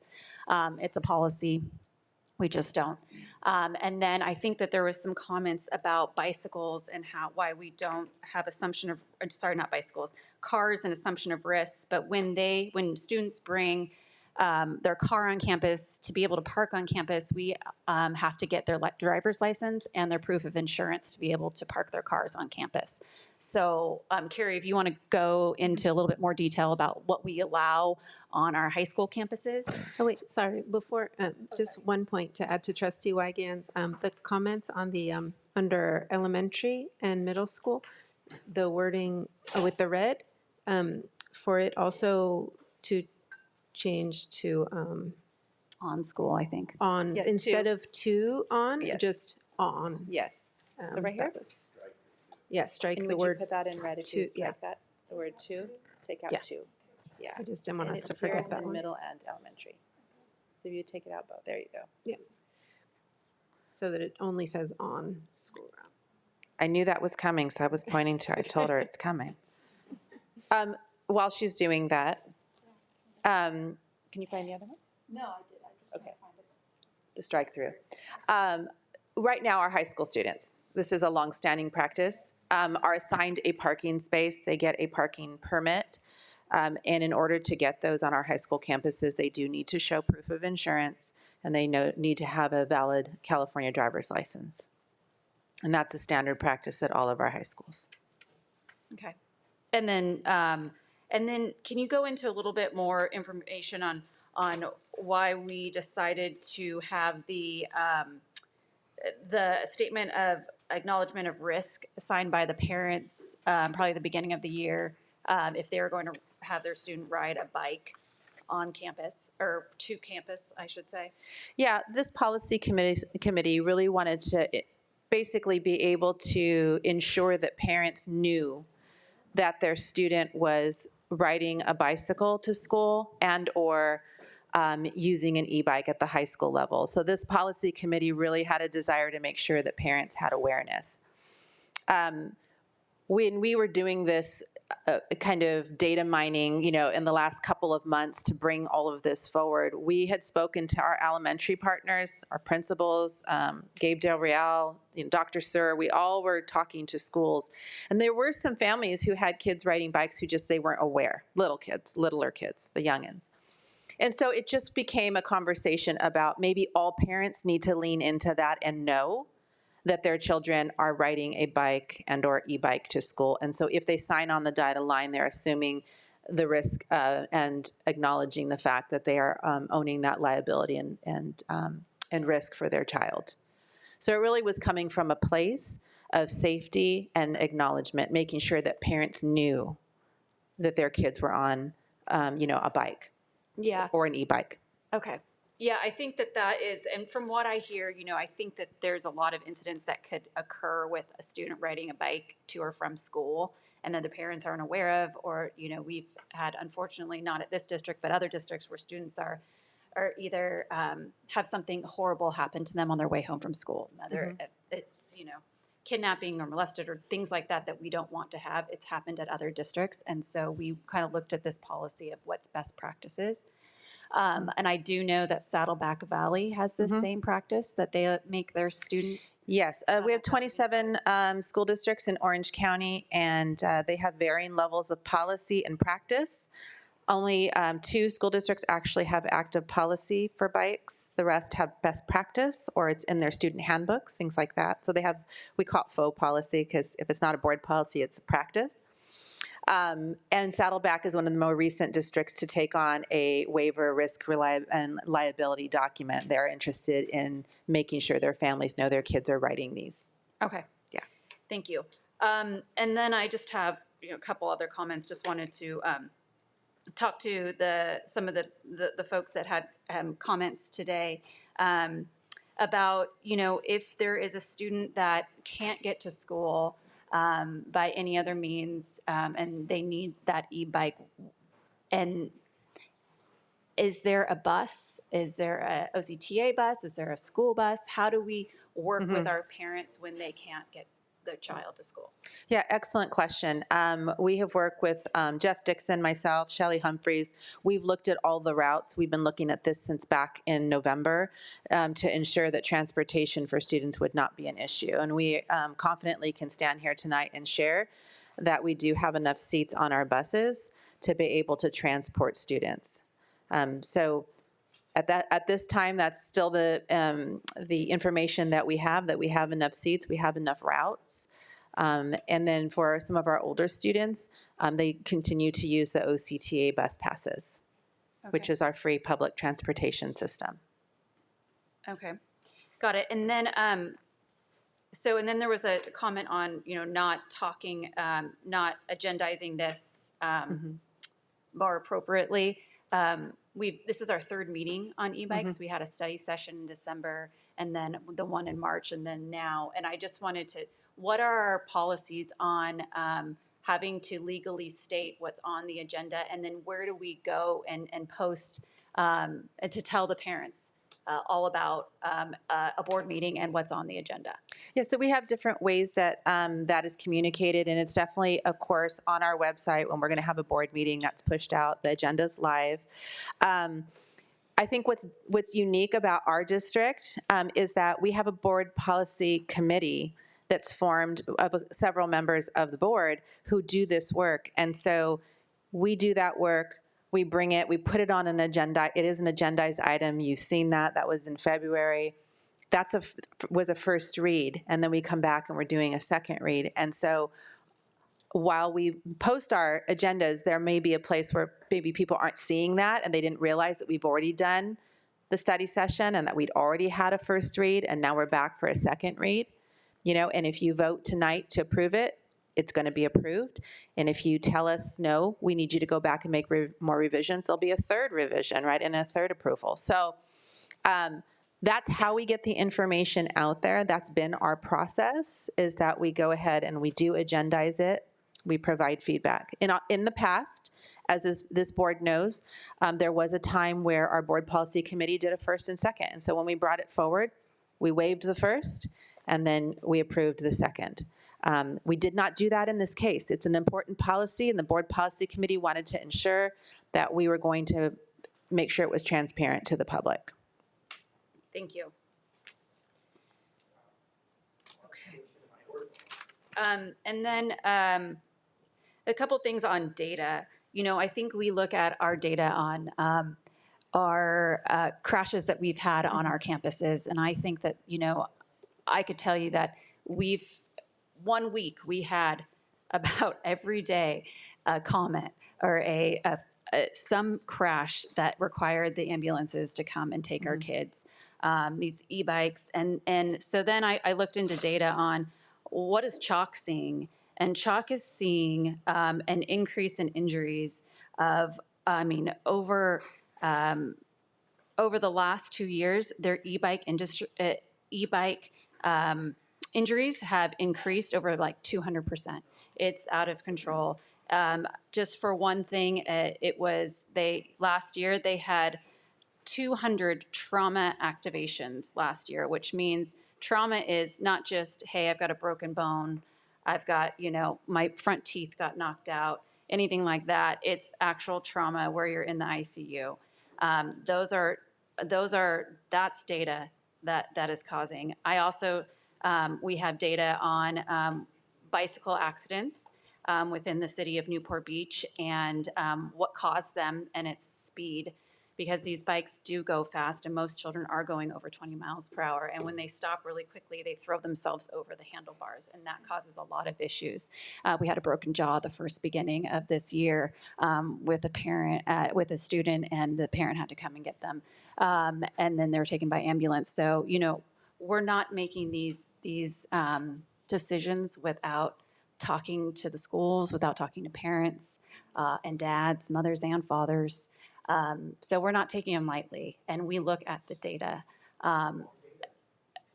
Data from the police, data from Chalk, data from our schools. Point of order, we can't communicate with can't the audience during the meeting.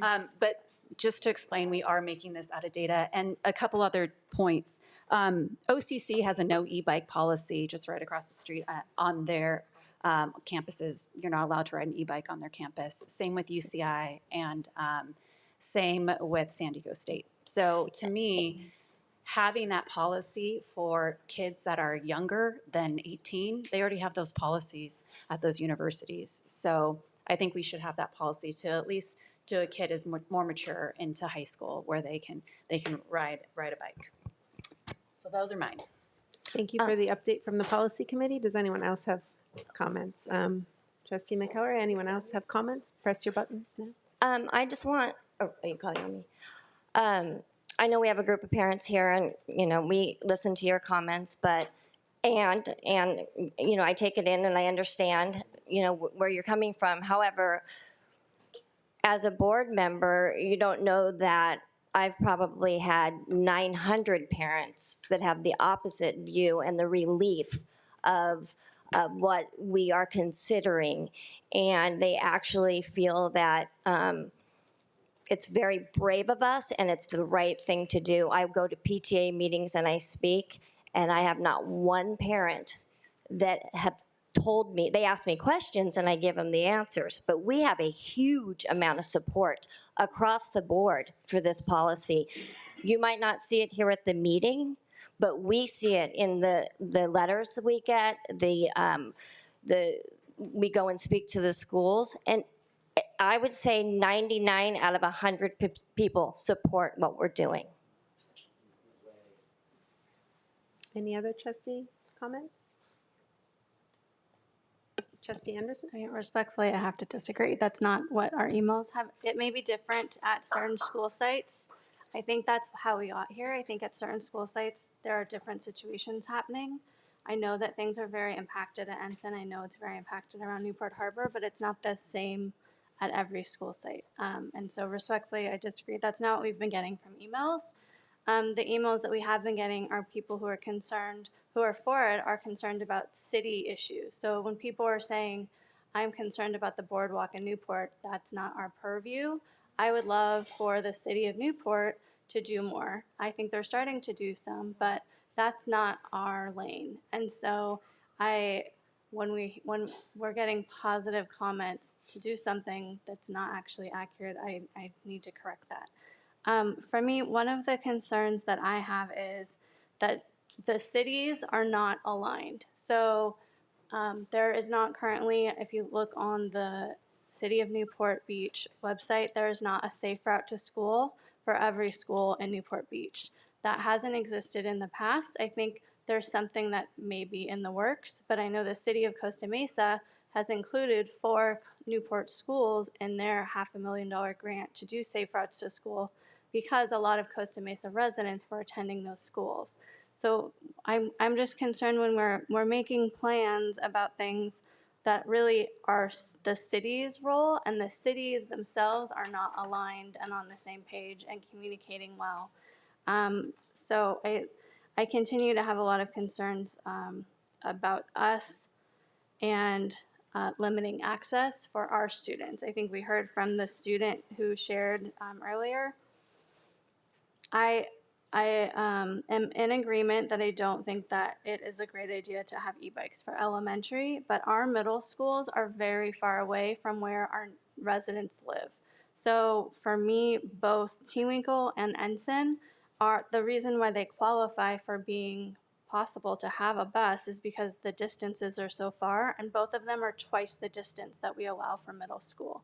And it's not just a straight flat, we're not in Copenhagen, they're not flat routes. So the kids that are going from Westside Costa Mesa to Tewinkle are going up and down a hill that our athletic coaches had us run and called it Barf Hill 2 times a day for to get to school. So there's a different mindset of this being something that's like, well, everyone is just, riding on this lovely bike trail and it's flat and gorgeous, and that's not really the case. I have a lot of concerns also about Ensign. Currently, there might be enough seats for buses, but there's 3 buses. I've looked into this quite multiple times. There's 3 buses that currently serve Westside Costa Mesa that go to and from Ensign. All 3 of them get out so early a student could not participate in any extracurricular activities. They couldn't stay for tutoring. There are a lot of things that we have done. We've tried intentionally to provide services and resources at the school sites that will now be removed. So when we're removing opportunity, we're removing access for our students, that is hugely concerning to me. I think the student was very eloquent in sharing his perspective. We have a policy that talks about parent rights, and the other part of it is, and a lot of us like to highlight, it's parents' rights and responsibilities. So it is the right and the responsibility of a parent to help their child learn these rules and how to get to school safely. If their child is running around with 5 other kids and they're terrorizing people, that's not they're not even on our streets, they're not on our time. That is a parent issue. The family needs to work on how the student is operating and being a good neighbor and resident. For me, it's not free to take the bus. If you have 2 students, which a lot of our families have, it's $360 for an annual bus pass for 1 student. A lot of parents don't qualify. The levels are quite demanding to be able to qualify for free buses. You also have to give it's a dignity piece. You have to give your W-2s, your paychecks, your pay stubs, and everyone in your household's information to be able for your child to get to school. So just carting it over to everyone should just take buses, to me, is not helpful. So I am in agreement that I don't think we should have them for elementary school, but particularly for our middle schools that are so far away from where parents live, I have a lot of concerns with that. And I share some of the concerns about having a form. I think again, I would like the cities to really take the lead on this. I've been really impressed with the city of Costa Mesa and the efforts. I think getting $500,000 grant and realizing that the old information was from the 90s was unacceptable for our safe routes to school. That's a problem. There's still not a safe route to school that gets to Ensign that's from the city of Newport. That's a problem. Like, those are some of the problems I would like to see addressed that I think are out of our purview. And once the cities take their role, I think, then maybe we can come alongside them. But I think we're doing this prematurely. Thank you. Any other comments? Trustee Crane? I think Trustee Anderson pointed out a very good point about the fact that we represent two cities. And I do want to correct her on the topography of Newport Beach versus Costa Mesa. We don't just have boardwalks. We have a lot of hills. Take a ride on Jamboree, go to Newport Coast. We have hills too. So, but what I keep hearing from my constituents, because I do represent my community, is that they do want to eliminate the risk of 7th, 8th graders wanting to ride their e-bikes to school. And there are other ways to get to school versus just the OCTA. We have manual bikes. For decades, kids have gotten to Ensign because it is a big ridership and always has been on manual bikes.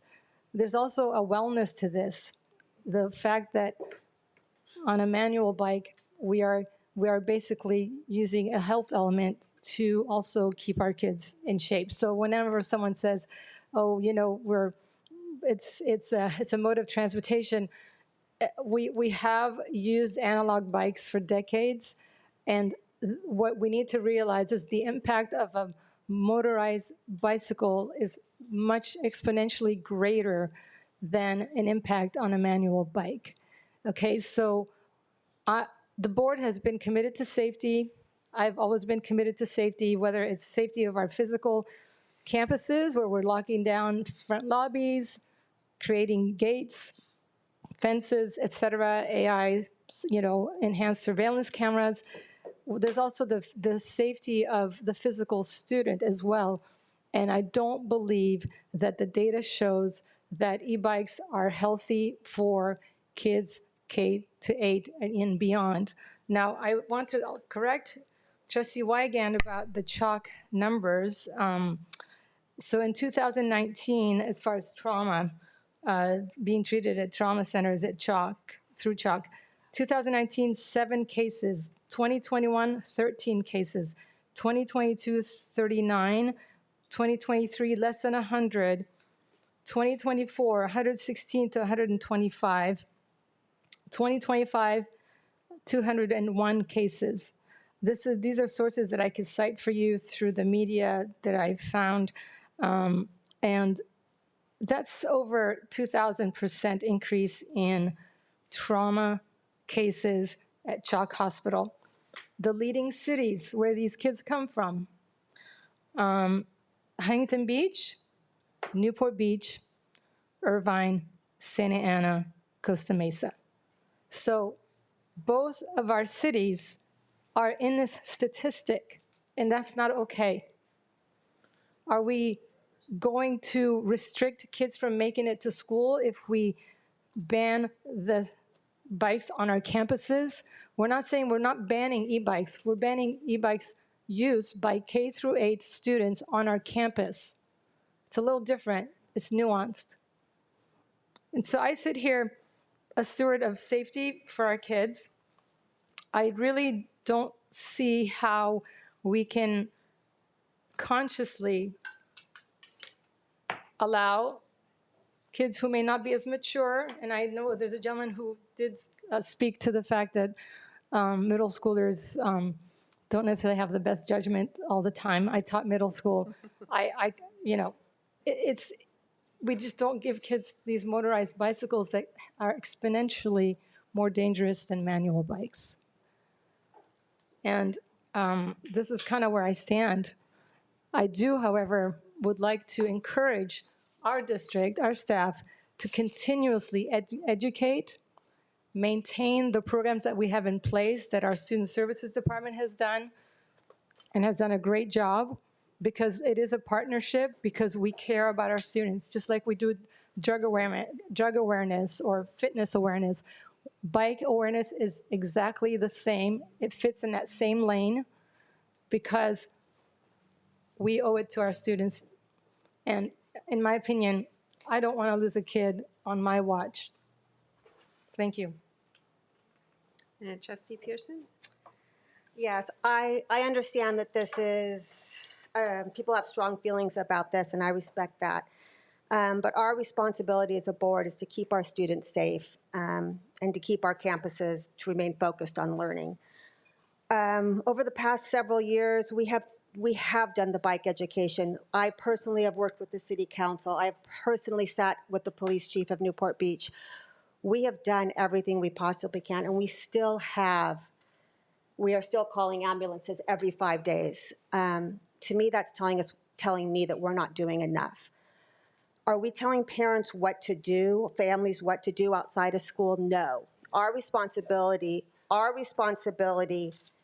is to set boundaries at our campuses to keep everybody safe. And that's what we're trying to do here today.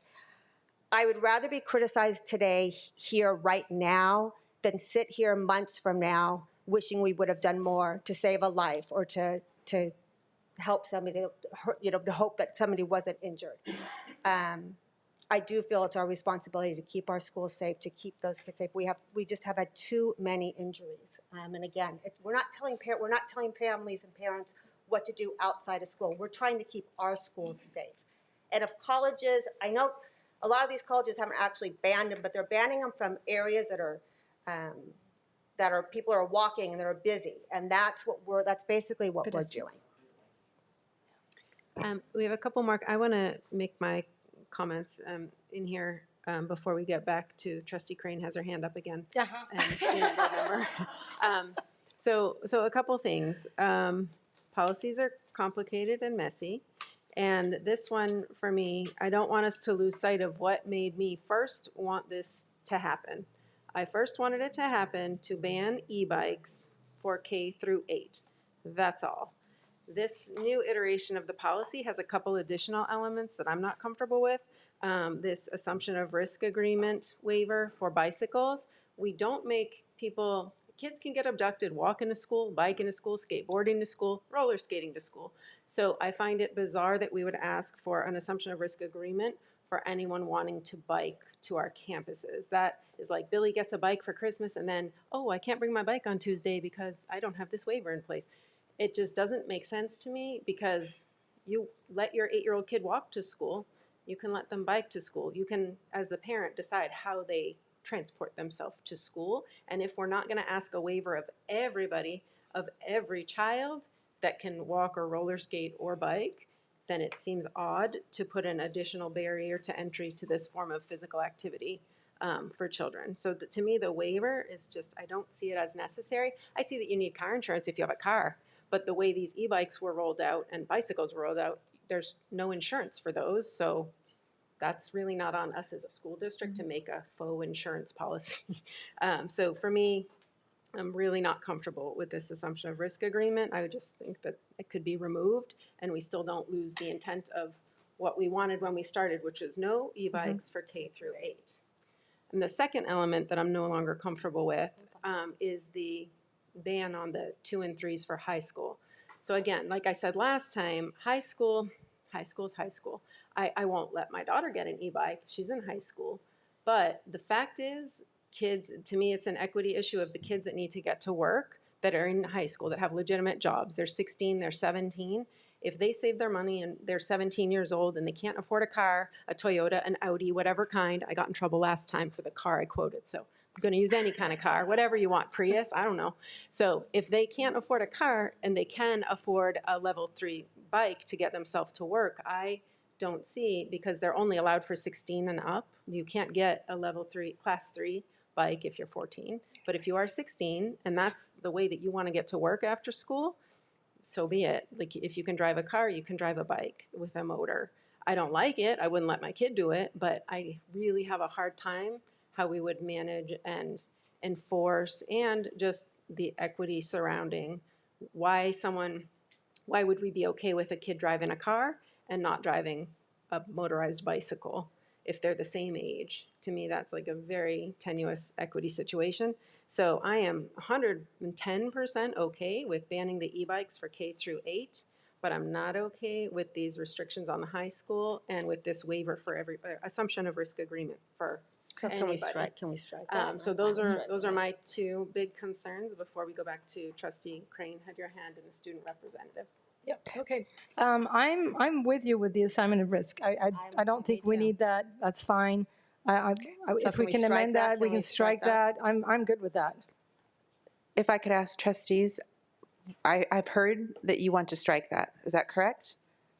Okay. Yes. All right. I just wanted to make sure I caught everybody's eyes. I think we can make that modification when we, whoever makes the motion, right? They can Yeah, say I'm just going to have her adjust it. Okay. Can you strike that in red for me at each of those? But I did want to add one element to my thinking here and why I'm voting the K-8. I attended an event called Speak Up Newport last week, and I got to hear an attorney speak. And it was the case of a 15-year-old who was on an e-bike who went over a grass knoll and hit a couple that was on the other side because he didn't see the couple. The gentleman struggled for 10 days and passed away. What ended up happening as a result of that, and it wasn't in Orange County, I think it may have been, I'm not sure, but it was in California, Southern California. What resulted is the fact that this boy has to live with his decision, but and also in addition to that, his family is now liable. And with the lawsuit that has ensued, they are losing their home, his college fund, and beyond. And so there's an element to parenting where we need to be aware of the fact that if this were your child and this happened to your family, would you be able to live with yourself? I know it's a parent right question where you can do whatever you want with your children, give them whatever you want, but please consider that element when it comes to the use of e-bikes with the youth, because it is a very relevant and existential liability on top of everything else. And next we had student board member. Thank you. I just want to preface this by saying I'm not an expert on e-bike safety. I haven't done nearly as extensive research on it as I know many of you all have. And so I just wanted to say that there's clearly, I think, pros and cons and data on both sides of the argument. And from what I've seen as a district and through my time as a student board member, we are definitely data-driven. And we put that at the forefront of most of the decisions that are made up here. And so if this board policy ends up being approved, I just think it might be important or helpful to monitor the data. This is clearly something that is very impactful to the community, both to parents that might end up having to take their children on cars or buy them a bus pass. And I know we're very concerned on student safety. I think these are all things that maybe we should consider measuring and revisiting at a later date. I don't know if that is something that's common practice with the policies that we pass, but I think with something as controversial and impactful as this, it could be important and worthwhile to do something like that. And Trustee Wiegand? So I have a question. So if we allow class 2 and 3s, and class 3 is ridden by a kid that's 14 or 15, how are we going to distinguish that on the campus? Because you need a license for class 3, 16-year-old and above. So that would be, it's going to be a challenge regardless, because we are going to assume that somebody who is bringing a class 3 on the campus would have a license and would be 16. Just like I would if I pull into the Newport Harbor parking lot and I see a car that's in the student lot, I assume that that student has a license and insurance and has followed the protocol, right? We would require, as part of this program, and we have for years, for students to get a sticker for their car or a sticker for their bike. So that's been a longstanding practice. So the only thing we would be able to do is notice that a bike is on campus without a sticker, would potentially lead us to find that student and say, turn in your license or show us that you have proof that you can drive this, and if they either do or don't. But that's our typical process right now. Yeah. So my concern with class 3 is that, one, you do have to have a license, but two, I've seen through the police department how they get modified and they can go over like 100 miles per hour. And that was one of the bikes that they brought to, it was, yeah, an e-moto, but there was also another bike that they brought to the training on Saturday that they pulled it up and then they took it, you can see actually how fast it's going on the bottom. And so, and they said that they could get it up to about that fast. So, I mean, I think that's one of my concerns is that if we can put something maybe in the AR about the class 3 being, you know, like if it'll get confiscated, right? If they don't have a license. And that's all open for discussion because as part of our process, once a board policy is approved, an AR is generated to go with it, which is basically how we operationalize our board policies. And that's something that we could talk about. You know, in terms of confiscation, we'd have to look at what does that really mean? Right. What would we do with the bike? We'd need to work with both police departments. We'd need to think through that. But hearing the spirit of what you're trying to achieve would be allowing a class 3, but knowing that if there wasn't that sticker, that we would look for that student and address that somehow, and we'd have to determine what that would be. Right. So I don't want to create, and I understand what you're saying, Leah, but like a policy that it's going to be very hard as they're like zooming by to say, okay, this, and I get it. I just want to make sure that, you know, the intent of the policy is to keep our kids safe, and so I just want to make sure that, you know, that we're, you know, that we are once there's laws around how fast that the kid can go and what bike that they can ride at a certain age. So I want to make sure that we're adhering also to laws about that as well. So. And I think in our language, right, you know, we say like class 3, which is only legal for 16-year-olds and above, and letting parents know that. Parents shouldn't run around buying their 11-year-old a class 3. Like it's just, but we, again, can't control what those parents do, but we can educate them that, hey, class 3s are only if you're 16. Don't go buy your freshman one. And we can clarify that if the board's desire is to include, you know, to allow class 3s, we can include that in our student handbook under the auto section where we place the information for cars. And we can put it there because that would be a requirement to, you know, make sure that students are noticed or families are noticed that their student should be 16 years old and have a license. So today, though, we don't allow class 3s on campus, right? Well, right now we don't have motorcycles on our campus. So there is no policy around class 3s. That's why we're here today, because you know, we're groundbreaking here. Whatever we're talking about this evening and approving is new. That's why we don't even have a CSBA number for the policy, because this is a new policy moving forward. So to be clear, right now we don't have anything written down that says no class 3, because we also don't have anything that says no class 1, 2, or 3. What we do have as a practice at our high schools is no motorcycles. I interviewed all of the longstanding assistant principals at all of our high schools to go back in policy and look at that. And all of them have said it's been decades before they've seen a motorcycle or a student even try to bring one on campus, because it's part of our practice. Not listed in board policy, but current practice at our high schools. So next we have Trustee Anderson, then Trustee McElroy, then Murphy. Which is where, to me, I think that's where this should live. Similarly to motorcycles, which we don't have a policy against and haven't for 20 years. To me, it makes more sense. Like, I think we talked about this more at the past meeting, but maybe it needs to be said again. The infrastructure is currently not in place for both cities. We're starting to see a lot more in Costa Mesa. We're starting to see a few streets in Newport that have adequate bike lanes, particularly around school sites, but it's not there yet. And so it's similar to what we've seen in the past where we were blaming students because they weren't reading at high enough levels. Like, There's not enough bike space around some of our schools that is safe for them to be riding their bikes, and we're blaming them for the problem.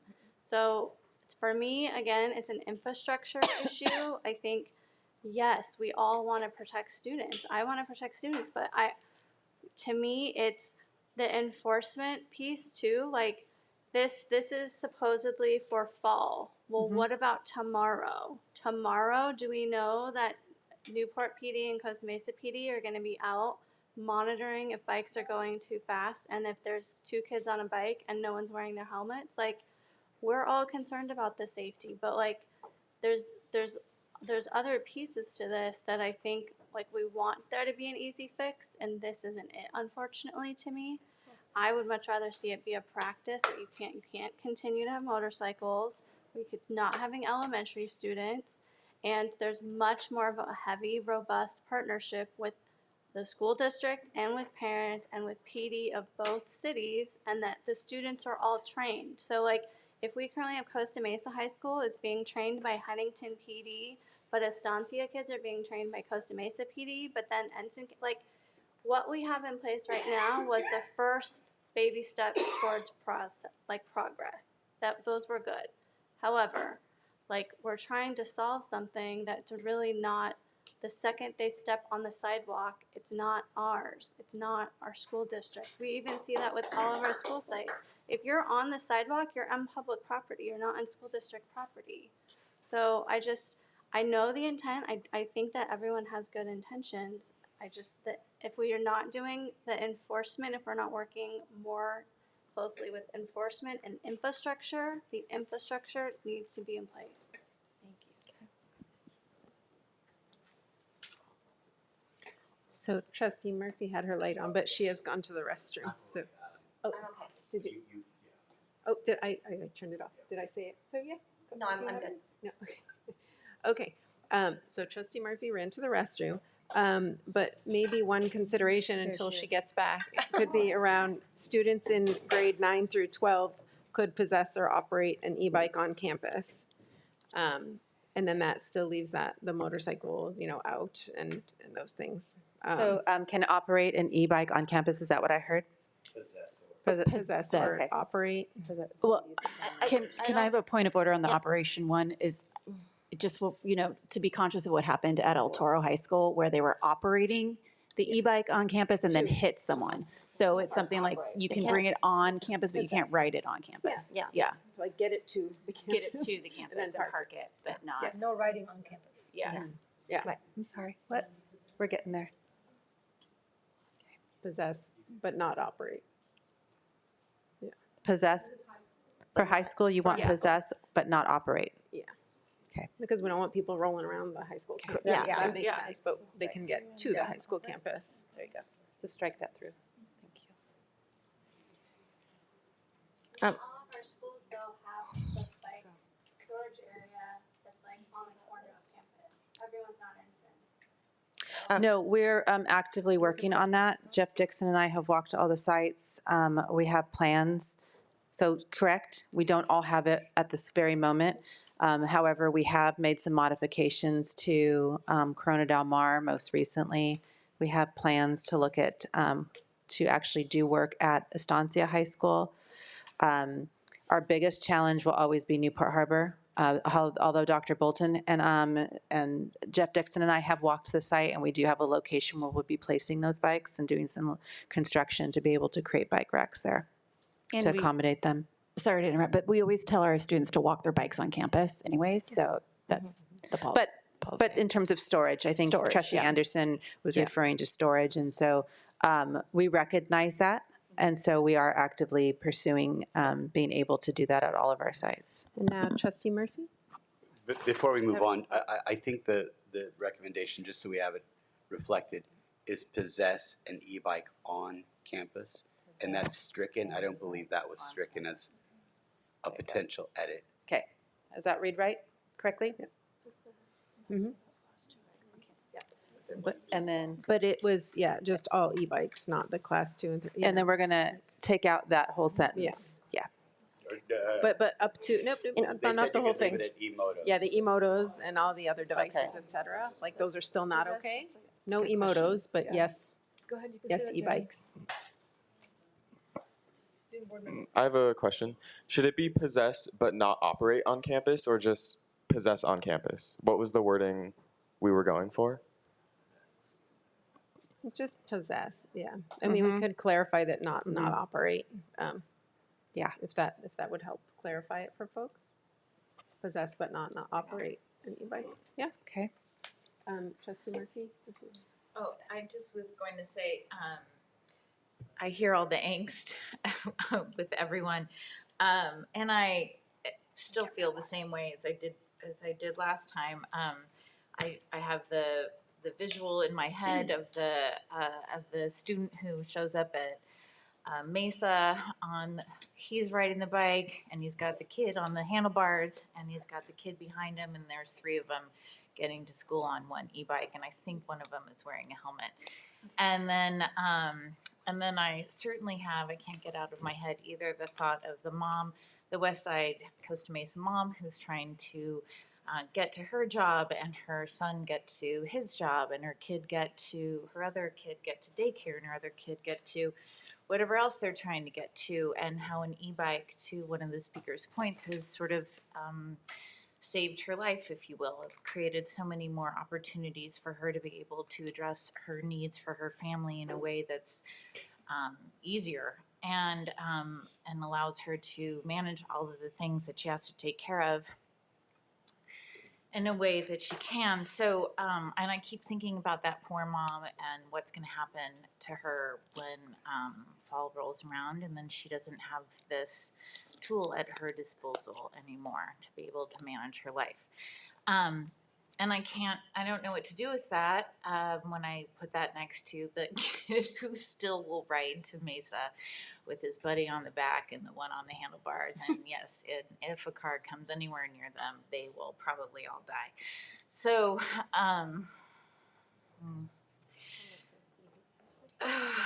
so I just don't know what to do. My husband's yelling at me. My friends have yelled at me.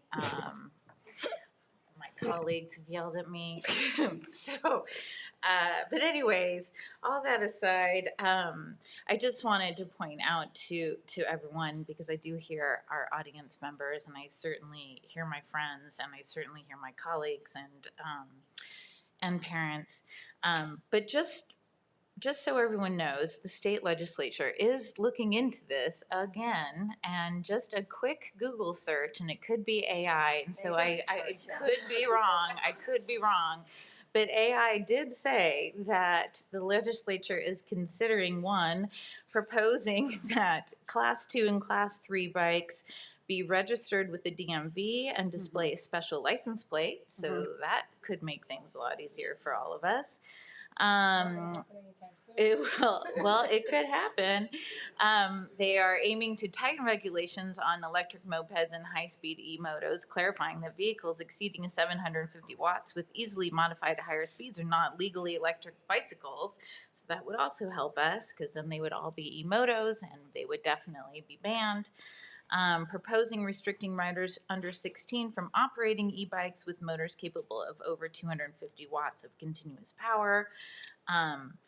Think that would help us, though I think then we'd have to figure out how we would know whether it was 250 watts or not, and whether we could regulate that. Aims to mandate integrated light speedometers for new e-bikes. That will help. Deals with restrictions on youth in e-bikes. And then there's the San Mateo pilot program, which proposed to authorize local jurisdictions to restrict children from under age 12 from operating Class 1 or 2 e-bikes, which would solve all of our problems, because then that would not be our problem whatsoever. Almost all of our problems. So anyways, that's my thoughts on that. Amazing. But thank you for all of your work on this. Dr. Torres. It's complicated. I know how much, how hard this has been for you and your team to put this all together, and I appreciate that. And Trustee Crane and Trustee Wygan, did you have your sticker? I was just going to point out that our policies are living documents. They can be changed, modified. And to Jeremy's point,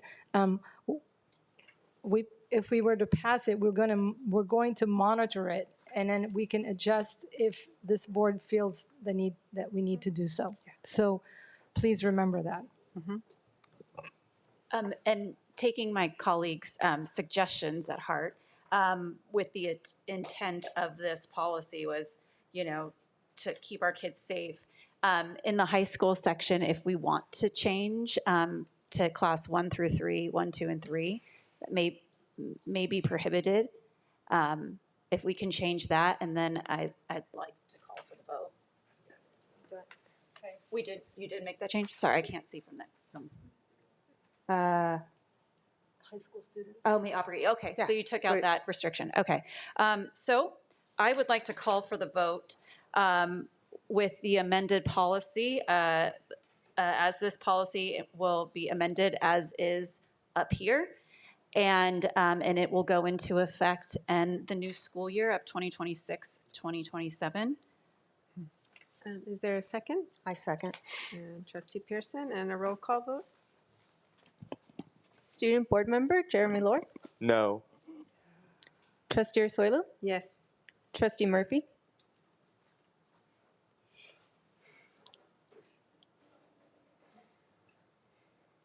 This sucks so bad. Yep. Trustee Pearson, Yes. Trustee McElroy, Yes. Trustee Anderson, No. Trustee Crane, Yes. Trustee Wygan. Yes. There we go. Thank you. Thank you. The vote is 6-1, well, 6-2 with the student board member. And now we move on to item 22.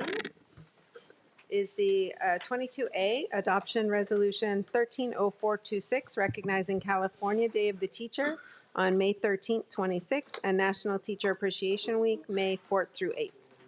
So moved. Oh, are you? Good evening. It is truly meaningful to bring forward this resolution recognizing National Teacher Appreciation Week, May 4th through the 8th, and California Day of the Teacher on May 13th, 2026.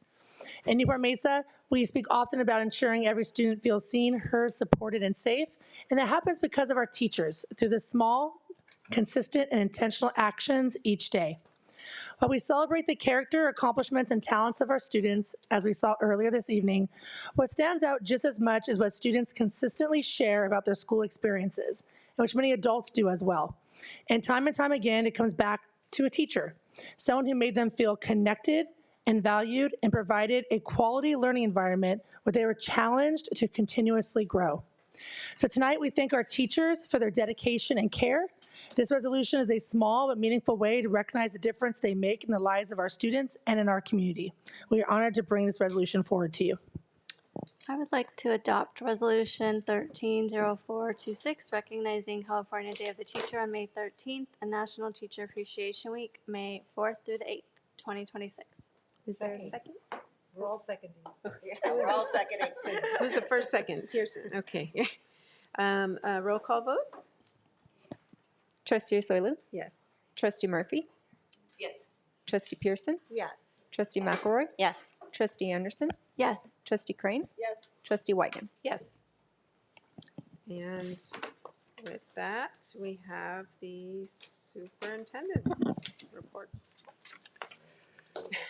So, had a chance to listen to a world-renowned neuropsychologist recently. They talked about a lot of the terms, certainly neurotypical, neurodivergent, those things matter, but what they pointed out is that we're all neurovariable, that we're all different, that brains are different. And what they pointed out was, and that all brains respond to this feeling of belonging, and that we in schools should be promoting that above all else. I want to compliment this board for their efforts and for staff for realizing that direction set by the board. I was able to attend Unified Lunch at CDM. It was powerful to see all students participating in activities, enjoying lunch together, and then Unified Sports with those students out there participating. And this one, it was Estancia and CDM all students celebrating, participating. The fans are going wild. And then Battle of the Books. Only some of our schools used to be able to participate in that. This year, at the direction of the board, and because staff got after it and pulled it off in a short amount of time, every school participated. And we had schools from Costa Mesa and Newport Beach win the Battle of the Books. Schools where students never participated before had 2 teams in the finals. And if you look at the photo of the race students holding that trophy over their head, it screams, we belong, we belong. That's powerful. You did that, staff did that. We're headed in the right direction. Great, thank you. And now board member comments. We'll start down with Trustee Wygant. Just wanted to say I went to a Coastline ROP meeting last week where there was an amazing presentation about this mental health class. Rachel was there, but I don't see her in the audience. But it was a class that I would love for us to just offer to all of our kids, particularly maybe in the middle school where it's very tough times, right? And it was so impactful. And it's an after-bell class, so it's a class that deals with mental health, how to be a peer assistant, how to get certified as a peer assistant as well. And I'm going to bring some information to you guys more about it because I just thought it was such a great opportunity. But very, very happy for those things that we have that we offer our students to Coastline ROP that maybe we can bring into our fold as well. And Rachel and CTE, I'm sorry, I can't pronounce your last name because it's like 18 letters. Floppen, I don't even want to try. Yes, but she did a great job, and also she was talking to me about, and I don't know if someone here was there, but Adams had this career fair in the morning, and I thought it was it was just such a great opportunity for students in the elementary school to have a career fair, basically, that I've never seen at another elementary school. So that I thought was a great idea. I would love to see that come through our schools as well. But kudos to the Adams principal for making that happen and for our CTE group. Thank you. Actually, to piggyback on that whole career technical education, I was a panelist for the East Bluff Elementary Shark Tank competition, and it was wonderful seeing, again, young entrepreneurs coming up with these great ideas. And the coolest thing is that out of the 6 finalists, 3 of the products that they came up with were about the environment and cleaning up the environment. So we're raising some very wonderful global citizens. Attended the art showcase for middle school all the way to 7 to 12 for the whole district. Impressive, amazing. We have such gifted students in our district, and it was throughout the whole visual arts. So it was like, from ceramics to watercolor to animation. It was amazing. So kudos to our art students, and also those who are going on to the state level. Congratulations.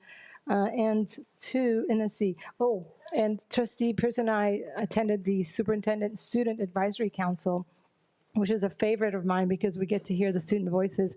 And it's very interesting to realize that they all, again, as I mentioned earlier, it was all about connectedness and how it relates to also mental wellness.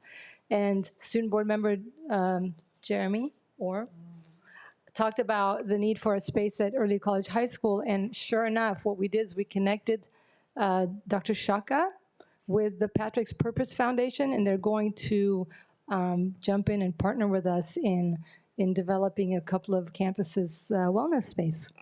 So there you go, Jeremy. That's it for now. That seemed to be the theme that a lot of people have been sharing, and I think we have a very diverse district, and the experiences across our district are very different. So when people in my neighborhood have a parent that got taken at one of our bus stops, the student is not going to be riding that bus. So there's a different reality that's happening to some of our students this week, this month, this entire year. And so as we have that, not just as like a logo to put on things, that all of our students feel seen, heard, and supported. That looks different on different campuses. We have other students who human trafficking is really prevalent on some of our, like, there's just a lot of other pieces. So I think I'm glad that we today, I think, disagreed agreeably, thankfully. But I just think I want us to remember as a community that the experiences across our two cities are very different, and what is the experience of our students can be very different. And so I think everyone wants the best for the areas that they represent, and they're trying to support those. And I want us to continue to be really cognizant of that and respectful of that. Thank you. I would like to say, I think the favorite thing I did this month was the art show. So you talked about that, but it was great. No, I want to talk about something else. I want to thank our district and all the hard work that you guys put in. But tonight I really want to recognize Carrie Torres, not for all the hard work on the e-bike situation, but on something else. A week ago, I got a phone call from a very distraught mom, and I relayed this mother's message to Carrie immediately. And Carrie called her, I think, I don't know, within 20 minutes, handled the situation with kindness, and I mean, she puts children first, and made sure that this student had options. And she ended up suggesting that the student do independent study. And within 24 hours, this child was at a new school. His mother said that in the first 20 minutes, she had a shoulder to lean on, and she felt that for the first time ever, she couldn't believe that she was talking to a superintendent at the school and, solving her problem within 24 hours. And so I just want to give kudos to everybody on board, this whole board, everybody who does such a great job. And I want to give kudos to Monte Vista School and the principal there and one of the teachers. I don't know the teacher's name, but it was a really huge success story. And to know that we have options like that in our school district is amazing. And Carrie put that school together 5 years ago, the Independent Study School. So, it was all new to me, but it was just amazing. And Wes, you helped out too. I immediately reached out to you. So, but Carrie, a little bit of work. But Carrie really was a superstar on that one. So that's what I wanted to say. Thanks.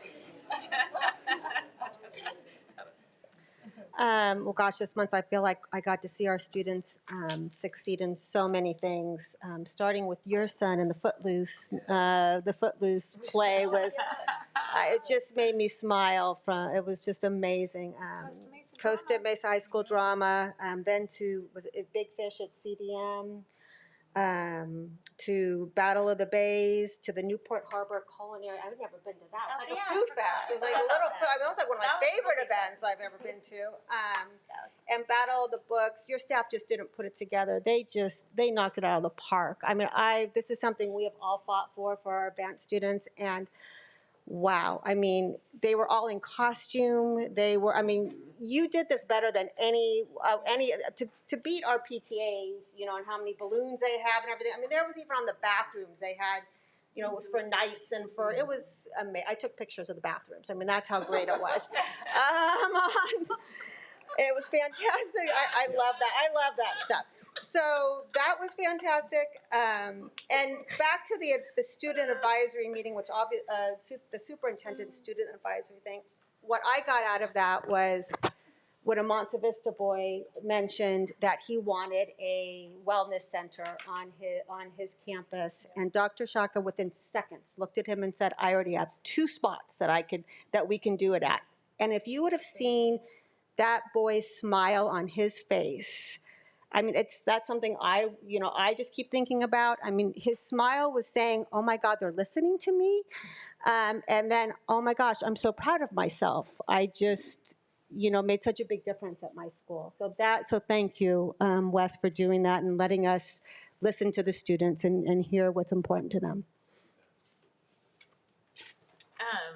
I I just real quick will just thank Christy Flores again for math tutoring at College Park. I just cannot thank you enough. So for pulling that off so quickly, we had a couple of parents who really who had been asking us, and we weren't sure that could be done so quickly, and you did, and you're a miracle worker, and thank you so much. Thank you to everyone who made that happen. And as a pilot program, I'm so excited about that as an idea that we could possibly have that at all of our other elementary schools. And, you know, one of the things about Costa Mesa that's so exciting is there's all these new bike lanes. And so our Costa Mesa seniors, math seniors, and junior seniors, they could ride their bikes to Paularino and Sonora and College Park, and they could go tutor away. So that'll be really great. Thank you, you guys. Appreciate that.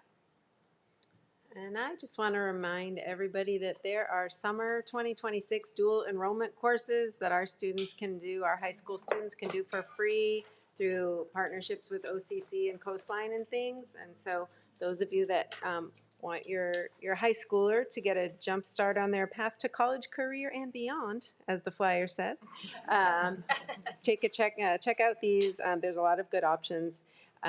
So starting to plan for summer and starting to plan for how they're going to transport themselves around town this summer. But thank you, everyone, for such a great discussion tonight. I think it was one of our more contentious yet civil discussions in a while, and so I'm super proud of everyone, and I think we got the job done. And at this 9:54, far past my bedtime, we are adjourned.